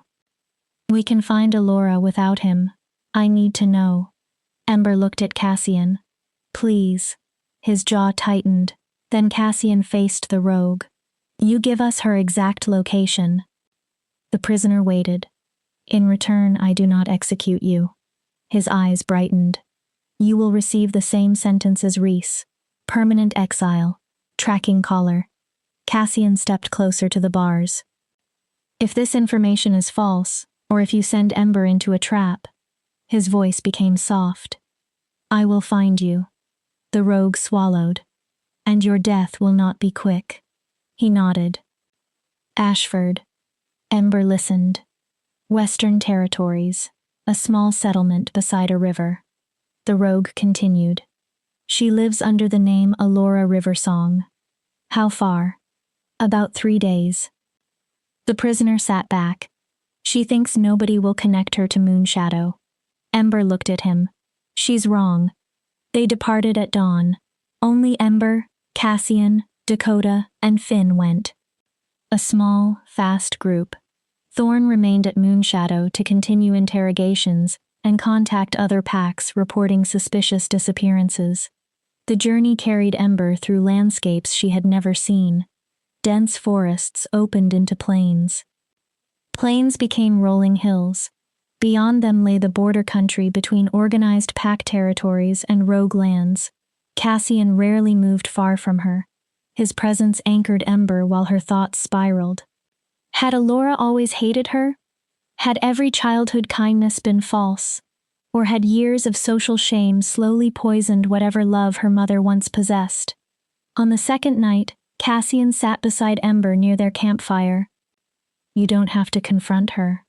Ember stared at the flames. We can arrest her without putting you through this. I need to hear it from her. You may never receive an answer that makes sense. I still need to look at her. Ember finally turned. I need to understand how a mother does this to her own child. Some people don't deserve understanding. Maybe. Ember looked back at the fire. But I deserve closure. Cassian pulled her against him. His scent wrapped around her. Pine, winter storm, safety. Whatever she says, remember that her choices do not define your worth. Ember wanted to believe him. But somewhere deep inside lived the 16-year-old girl who had transformed beneath the moon and watched her mother turn away. Maybe Alora had been right. Maybe Ember really had been a burden. The mate bond pulsed. Cassian couldn't hear her thoughts, but he felt the pain behind them. His wolf answered with fierce warmth, reassurance. Then Cassian spoke. I love you. Ember froze. He looked at her. I know neither of us has said it. His voice was steady. But before we reach Ashford, you need to know. He touched her cheek. Whatever we discover there, I love you. A pause. Completely. Another. Irrevocably. Ember's eyes filled. And nothing she says can change that. I don't know if I'm ready to say it back. Cassian did not flinch. Not because I don't feel it. Ember struggled to continue. I'm frightened. Her voice broke. Everyone I have ever loved eventually left. Cassian held her closer. I'm not going anywhere. You cannot promise that. I can promise what I choose. He looked into her eyes. Not today. Not tomorrow. Not willingly. Ever. They reached Ashford on the third day. The settlement held perhaps 100 wolves. It sat peacefully beside a sparkling river. Comfortable homes lined quiet paths. The kind of place where wolves disappeared into new lives. Alora's house stood near the river. Modest. Well cared for. Her garden contained herbs and flowers. Smoke rose from the chimney. Someone was home. Ember's hands began trembling. Cassian remained a few steps behind. Dakota and Finn waited farther back. They gave her room, but stayed ready. Ember knocked. Footsteps sounded inside. The door opened. Alora stood there. She looked older. Silver streaks ran through her dark hair. Lines marked the corners of her eyes. But she was healthy, well-dressed, well-fed, comfortable. While Ember had been chained for execution, her mother had lived peacefully beside a river. Alora's face turned white. Ember? Her mouth opened. But you. Ember stared at her. You thought I was dead. Alora recoiled. That was the plan, wasn't it? Ember's voice became cold. Help arrange the kidnappings, help frame me, let Moonshadow execute me. She took one step forward. Then you would finally be free from having a broken daughter. I don't know what you're talking about. Don't. Alora stopped. Do not lie to me. Ember's voice cracked like a whip. Not now. She looked directly into her mother's eyes. I know you gave Kiera information. Alora's face changed. I know you helped the trafficking network understand Moonshadow. Her breath became shallow. I know you told them how to frame me. Alora's expression crumbled briefly. For 1 second, Ember thought she saw grief. Then defensiveness replaced it. You don't understand. Ember waited. You have no idea what it was like. Alora's voice rose. Raising a child who would never become anything. The old words found the same wound. The humiliation. Alora continued. The way everyone looked at me with pity because my daughter was defective. She pressed one hand to her chest. I gave up everything for you. Ember stared. And you repaid me by being nothing. Once, those words would have destroyed Ember. Now she remembered children inside silver cages. She remembered standing between Reese and those children. She remembered Cassian's hand in hers. I was a child. Alora stopped speaking. I was your daughter. Ember's voice remained quiet. And you sold my life because your pride mattered more than I did. I did what I needed to survive. No. Ember shook her head. You did what was easiest. Cassian stepped forward. Power rolled from him. And now you answer for it. Alora stared at him. Alora Riversong, formerly Alora of Moonshadow Pack. His voice became formal. You are under arrest for conspiracy, trafficking of minors, attempted murder, and treason. You will appear before the Territorial Council. Alora ran. She made 3 steps. Dakota caught her. Within seconds, Alora lay pinned against the ground. Silver restraints locked around her wrists. She screamed, denied everything, accused Ember of destroying her life. Ember stood completely still. She had wanted answers. Instead, the emptiness became unbearable.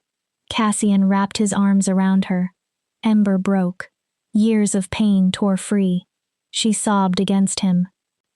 Grief for childhood, for abandonment, for the mother she had spent years wishing would return. I've got you, Cassian whispered. He held her while her body shook. Let it out. Ember cried beside the peaceful river. Not for the woman being taken away in chains. For the mother she had never truly possessed. Chapter 9. The Luna Rises. The journey back to Moonshadow was quiet.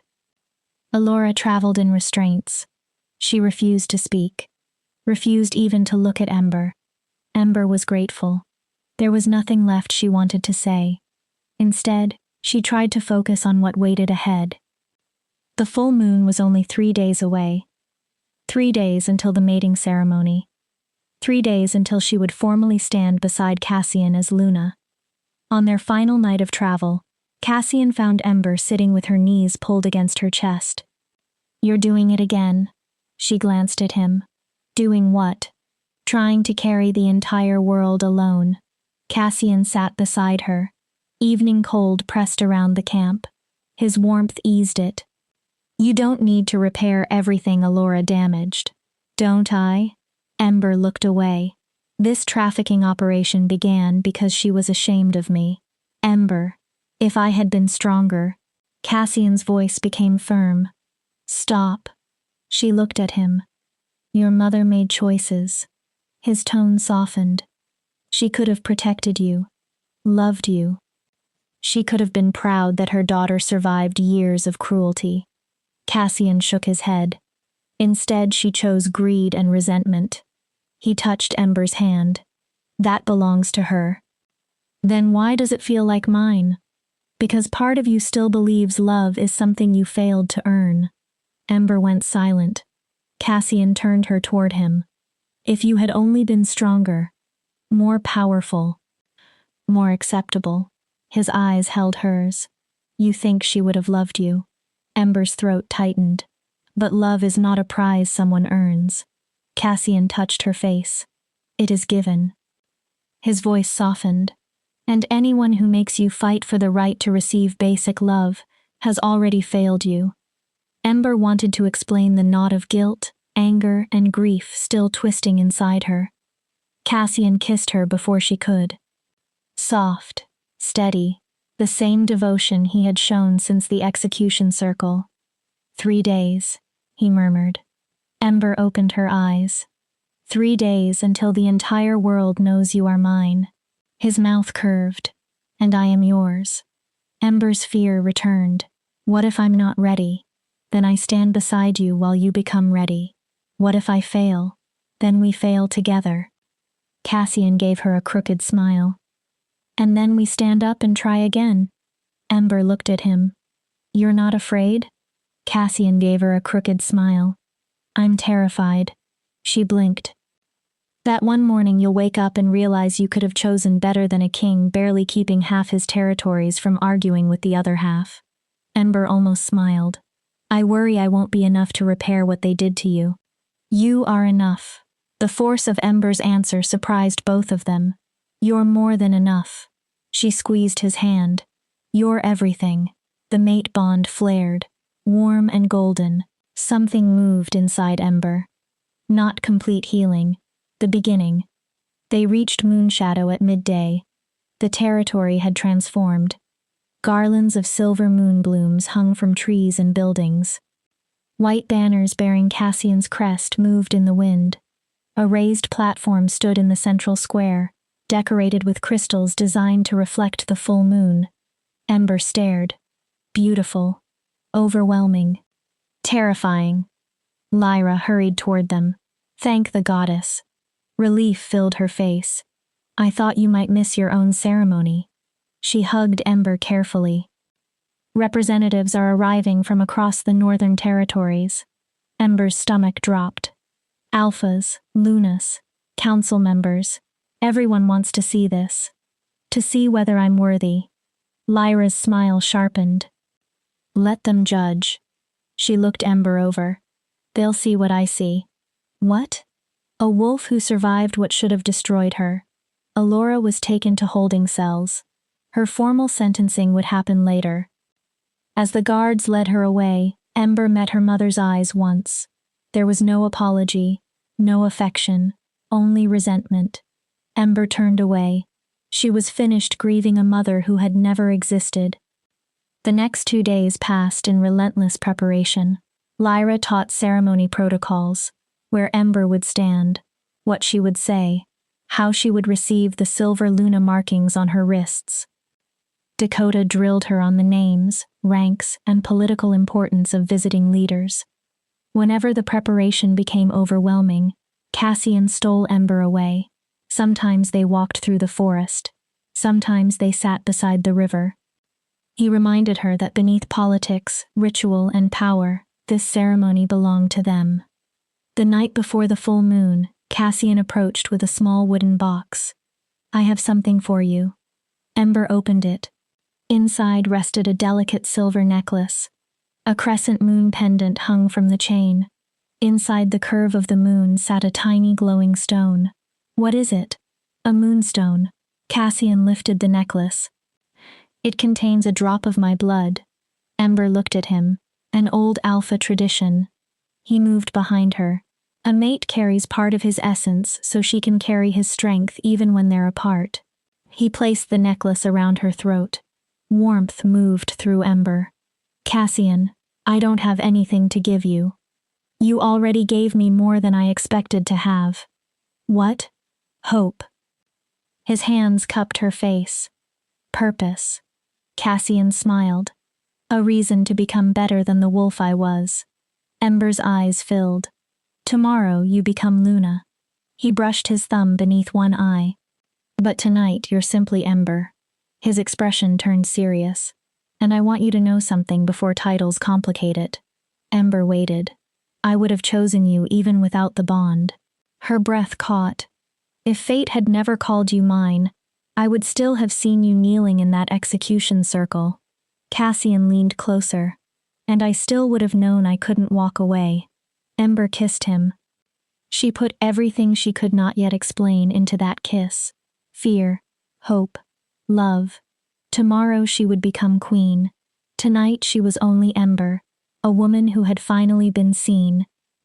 The full moon rose huge and bright.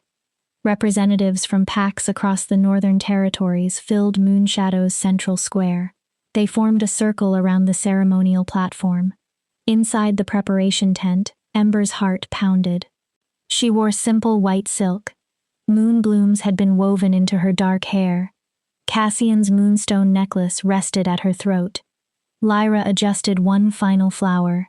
"You look like moonlight became a woman." Ember swallowed. "I feel like I'm about to vomit." Lyra laughed. "That too." She squeezed Ember's hand. "You already survived the difficult part." Music began outside. Drums, flutes, a haunting ceremonial melody. This only makes it official. Ember stepped from the tent. The crowd opened a path. At the far end stood Cassian. Ceremonial armor covered him. Black leather beneath silver plates. Symbols of kingship marked every piece. But Ember barely noticed the armor. She noticed how he looked at her, as if everyone else had disappeared. The mate bond sang.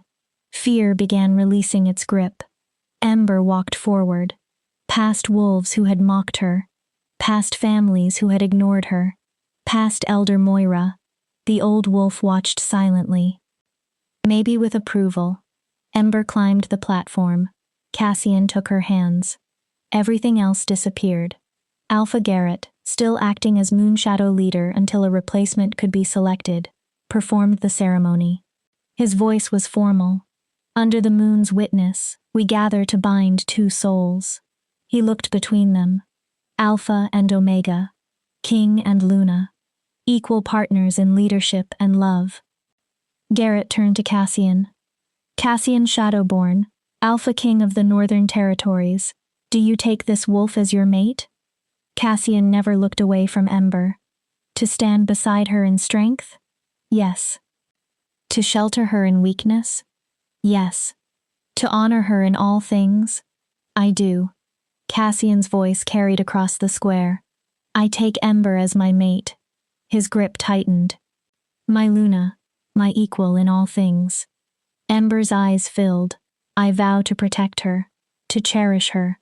Cassian's expression softened. "And to remind her every day that she was never broken." A murmur moved through the gathering. Only surrounded by wolves too blind to recognize her light. Tears slipped down Ember's cheeks. Garrett turned toward her. "Ember, formerly of Moonshadow Pack." She took a breath. "Do you accept Cassian Shadowborn as your mate?" "Yes." "To stand beside him in strength?" "Yes." "To shelter him in weakness?" "Yes." "To honor him in all things?" Ember looked into Cassian's golden eyes. "I do." Her voice strengthened. "I take Cassian as my mate, my alpha, my equal."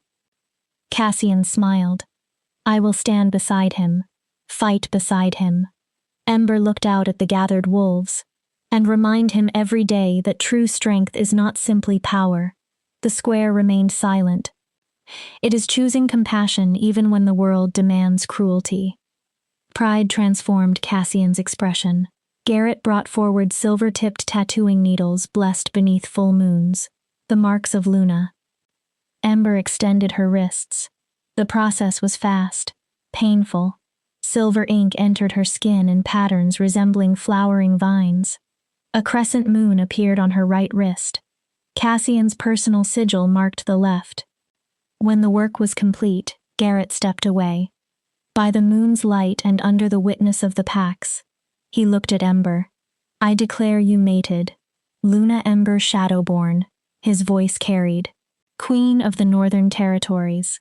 The packs howled. The sound thundered across Moonshadow. Cassian pulled Ember against him, then kissed her beneath the moon. The mate bond erupted. No longer merely a thread connecting them. It felt complete, joined. When they finally separated, Ember looked at the wolves surrounding them. For the first time in her life, she felt belonging without qualification. "My Luna," Cassian whispered. "My Alpha." Ember rested her forehead against his. The Omega who had knelt for execution now stood beneath the same moon as Queen. The celebration continued deep into the night. Music, food, dancing. Wolves from territories that rarely interacted shared meals and stories. Children played while leaders discussed alliances and trade. For a few hours, everything felt hopeful. Eventually, Ember drifted toward the edge of the gathering. Her gaze moved toward the holding cells. Allura waited inside. Cassian appeared beside Ember. The completed mate bond made him sensitive to every shift in her emotions. "Do you want to see her?" Ember hesitated. "One last time." She nodded. "I think I need to." They walked together. Music faded behind them. Allura sat alone. Moonlight made her face look hollow. "Come to celebrate in front of me?" Her voice was bitter. "No." Ember stopped outside the cell. "I came to tell you I forgive you." Allura stared. "What?" "I forgive you." Ember touched the Luna markings on her wrists. "Not because you earned forgiveness." Her voice stayed calm. "And not because anything you did was acceptable." She looked directly at her mother. "I forgive you because I refuse to spend the rest of my life carrying your hatred." Allura's expression hardened. "You wanted me dead because you believed I was broken." Ember shook her head. "But I wasn't broken." She remembered her execution night. "I was inconvenient. And that says everything about you." Her eyes remained steady. "Nothing about me." Allura sneered. "You think becoming a king's trophy makes you special." Cassian's expression darkened. "You're still the worthless Omega you always were." "She is my Luna." Cassian's voice became cold as winter. "She survived everything you did to destroy her." He stepped beside Ember. "She became stronger despite you." His eyes hardened. "And she is one of the reasons I still believe there is good worth protecting in this world." Cassian stared at Allura. "She is worth 1,000 wolves like you." Allura had nothing to say. She turned into the darkness. Ember walked away, hand in hand with Cassian. "Thank you," she whispered. "For what?" "For defending me." Cassian squeezed her hand. "Always." They returned to the celebration. Ember let music and laughter surround her. Not everyone there loved her. Perhaps many still doubted her. But for the first time, nobody had the right to deny that she belonged. Tomorrow, Luna Ember would begin making sure other vulnerable wolves were heard. Tonight, she was simply Ember. Loved, mated, home. Chapter 10.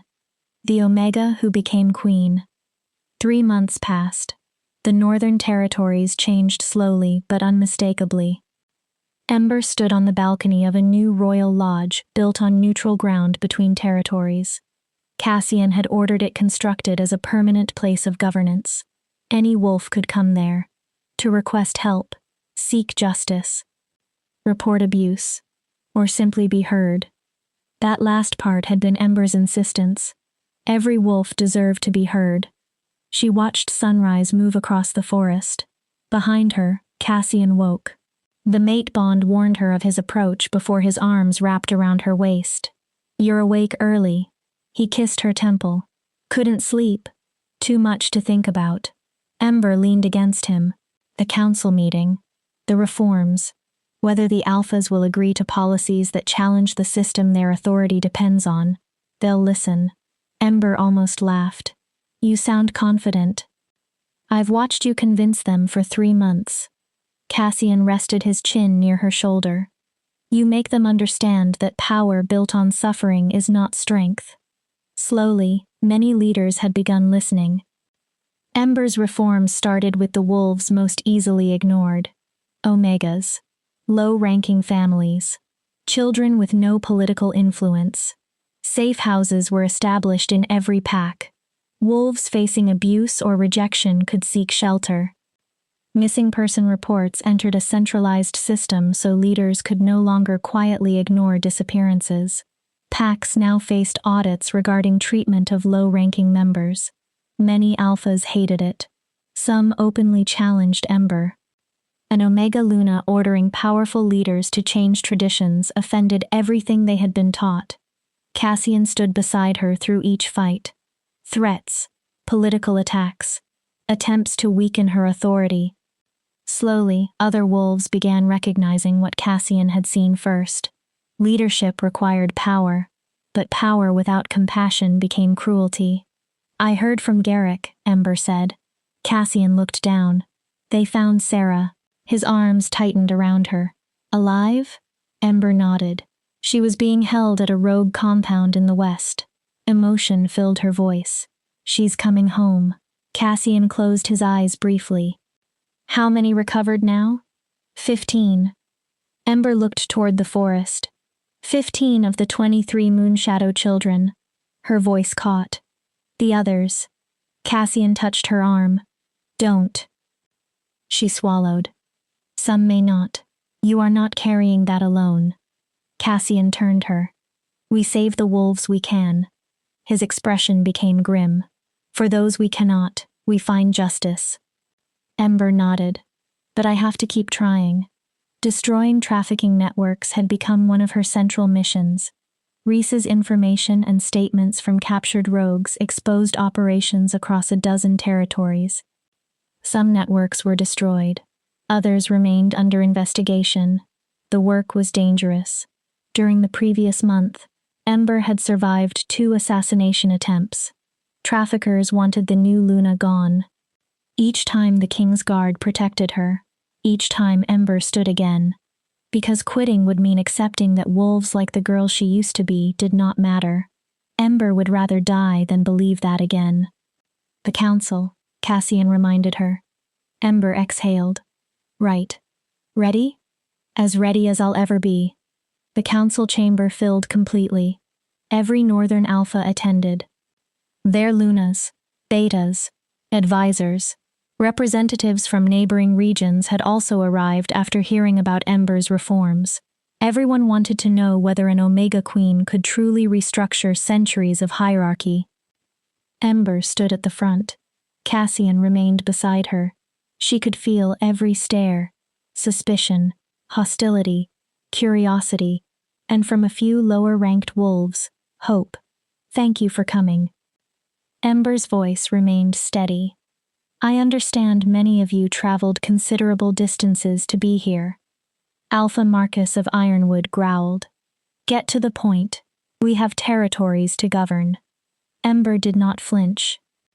Very well, she looked across the room.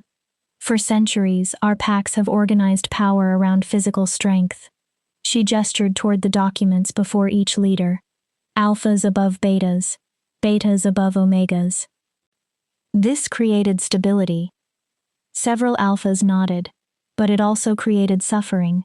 A voice interrupted. The strong survive. That is nature. Is it? Ember looked toward the speaker. Wolves survive in coordinated packs. She allowed the challenge to hang. A pack does not survive because one wolf is stronger than everyone else. She continued. It survives because each member contributes. Her gaze moved across the room. Hunters, healers, teachers, caregivers, warriors, scouts. Even pups grow into roles the pack eventually needs. She touched the documents. I am not proposing the complete removal of hierarchy. Some tension eased. I am proposing that we stop defining strength by one trait. Ember spoke carefully. Physical dominance is strength. But so is intelligence, creativity, empathy, healing, building, nurturing. Someone scoffed. You expect an Omega to have the same value as an Alpha? I expect every wolf to be valued for contribution rather than biology. Ember didn't hesitate. A healer who saves a life matters as much as a warrior who takes one. The chamber grew quieter. A teacher shaping young wolves matters as much as a patrol leader guarding borders. Her voice strengthened. And an Omega who notices what alphas ignore can prevent tragedies physical strength failed to see. The chamber erupted. Arguments collided. Some leaders supported her. Most resisted. Cassian let the noise continue briefly. Then, enough. Silence. His authority filled the room. You question my Luna. Cassian looked from one alpha to another. So answer something. No one spoke. How many of you lost children to networks you didn't know existed? Several faces changed. How many warnings did you ignore because they came from wolves you considered worthless? More silence. How many of you are sitting here wondering whether something is happening inside your territory right now because you have never listened to the wolves beneath you? Nobody answered. Cassian moved beside Ember. My Luna survived an attempted execution. He took her hand. She identified a trafficking operation that had existed for 2 years. His voice hardened. She helped save 3 children Moonshadow's hierarchy had almost abandoned. Cassian looked across the leaders. In 3 months, she has helped recover 15 more. A few alphas lowered their eyes. She has helped expose operations across a dozen territories. His fingers tightened around hers. So when Ember tells you our system contains weaknesses, listen. He looked toward Alpha Marcus. When her proposals make you uncomfortable, examine why. Cassian's voice became colder. Because this Omega some of you still consider inferior has protected more vulnerable wolves in 3 months than some leaders have protected in decades. Silence returned. Different this time. Thoughtful. Elder Moira slowly stood. Every wolf knew her. 8 decades of life carried authority even beyond Moonshadow. I have watched packs rise. Her old voice remained clear. And I have watched them fall. She looked at Ember. I have witnessed powerful alphas create glory. A pause. And ruin. Moira's expression tightened. I have also witnessed what happens when pride convinces wolves that strength alone is enough. She turned toward the council. Months ago, this Omega knelt for execution. Ember remained still. I watched. Moira's voice softened. And I did nothing. The room became silent. I allowed fear and tradition to justify my silence. She lowered her head briefly. I am ashamed. Then she faced Ember again. Since becoming Luna, Ember has shown me another kind of strength. Her voice grew stronger. The strength to stand beside powerless wolves. To challenge leaders who need challenging. To build where others only destroy. Moira faced the alphas. I support these reforms. Several leaders reacted. Not because they are comfortable. Moira lifted her chin. Because they are necessary. Her eyes moved across the chamber. Our world is changing. We can change with it. Or cling to traditions until those traditions destroy us. She sat. I know which future I choose. One voice joined her. Then another. Not enough for complete agreement. Enough to begin. Debate continued for hours. Alphas demanded amendments. Clarifications. Limits. By sunset, they had created a framework. Every pack would conduct annual reviews regarding treatment of lower-ranked members. Omegas would receive formal legal protections. They could appeal unjust decisions. Resources would be distributed partly according to contribution and need, rather than rank alone. Most importantly, every pack would appoint a representative responsible specifically for vulnerable wolves. A voice for those leaders had traditionally ignored. It was not everything Ember wanted, but it was a beginning. Afterward, wolves approached her. A Luna stopped first. My daughter is Omega. Tears filled the woman's eyes. I've spent years afraid of the life waiting for her. She smiled. Now there may be hope. Another wolf approached. A young beta. My brother tried reporting corruption. His voice shook. No one listened because he lacked rank. He looked at the new reforms. If these laws existed earlier, maybe he would still be alive. Each story lifted one weight from Ember and placed another responsibility on her shoulders. She was no longer fighting only for herself. That night, Ember and Cassian stood on their balcony. The moon rose behind them. You did it. Cassian pulled her close. You changed the world a little today. We changed it. Ember turned in his arms. I could never have done this without you. You would have found another way. No. She touched his face. Your authority protected me while I learned to use my own. Her eyes filled. You believed I was worth saving before I did. Cassian smiled. You were always worth saving. He touched her Luna marks. I only helped you finally notice. Ember looked into his eyes. I love you. Cassian's expression softened. I know I've said it before. She smiled. But I need to say it again. Her hands framed his face. I love you because you saw me when everyone else looked through me. For staying when walking away would have been easier. For believing I could become more than what they called me. Cassian kissed her forehead. I love you too. His voice roughened with emotion. For teaching me that strength exists in forms I never understood. For making me want to become better. He drew her closer. For giving me something beyond power to live for. They kissed. The mate bond sang between them. Stronger after months of shared work, danger, and trust. When they separated, Ember rested her head against his chest. There's something else. Cassian looked down. What? Ember hesitated. I'm pregnant. Cassian went completely still. What? Pregnant. She almost laughed at his expression. About 6 weeks. Lyra confirmed it this morning. Ember suddenly became nervous. We haven't really discussed children, and everything is so chaotic right now. So maybe the timing...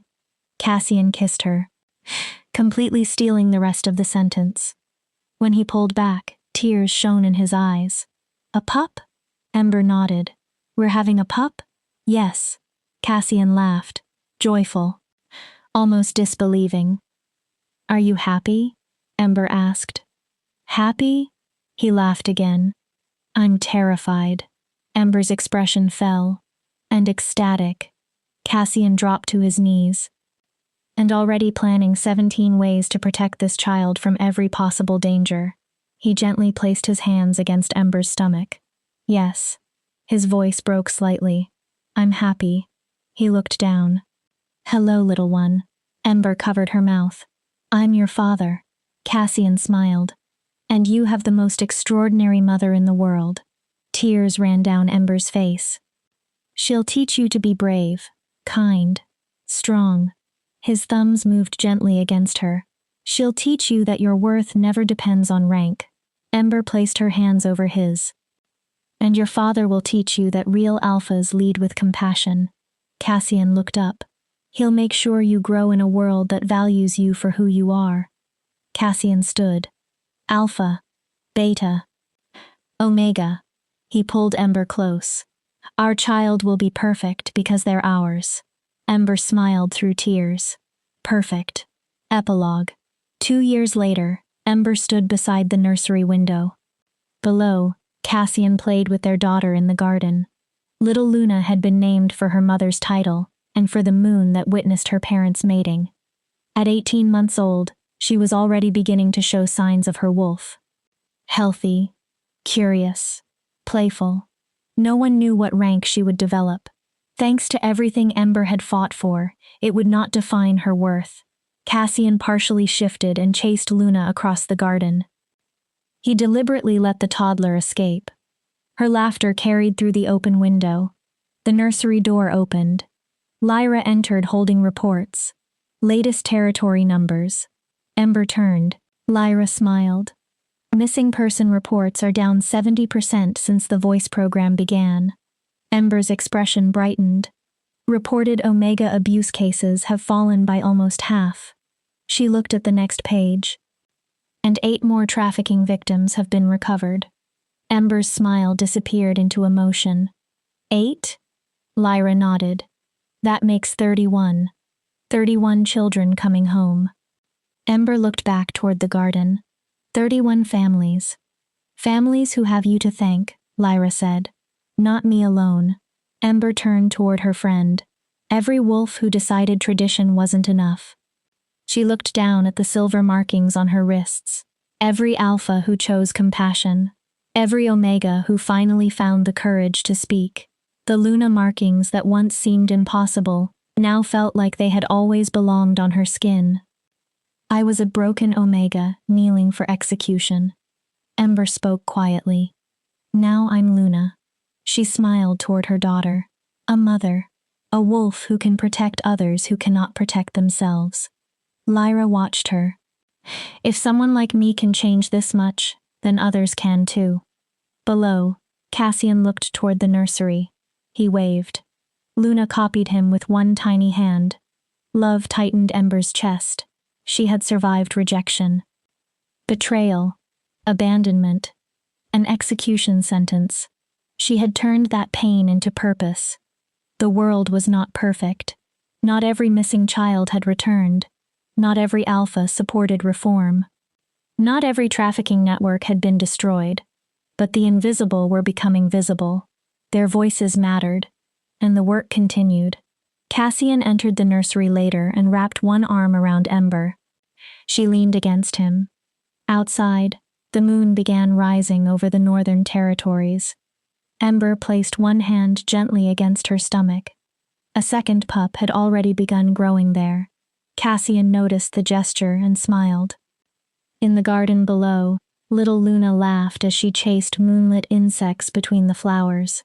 Across the territories, wolves who once believed themselves disposable were learning otherwise.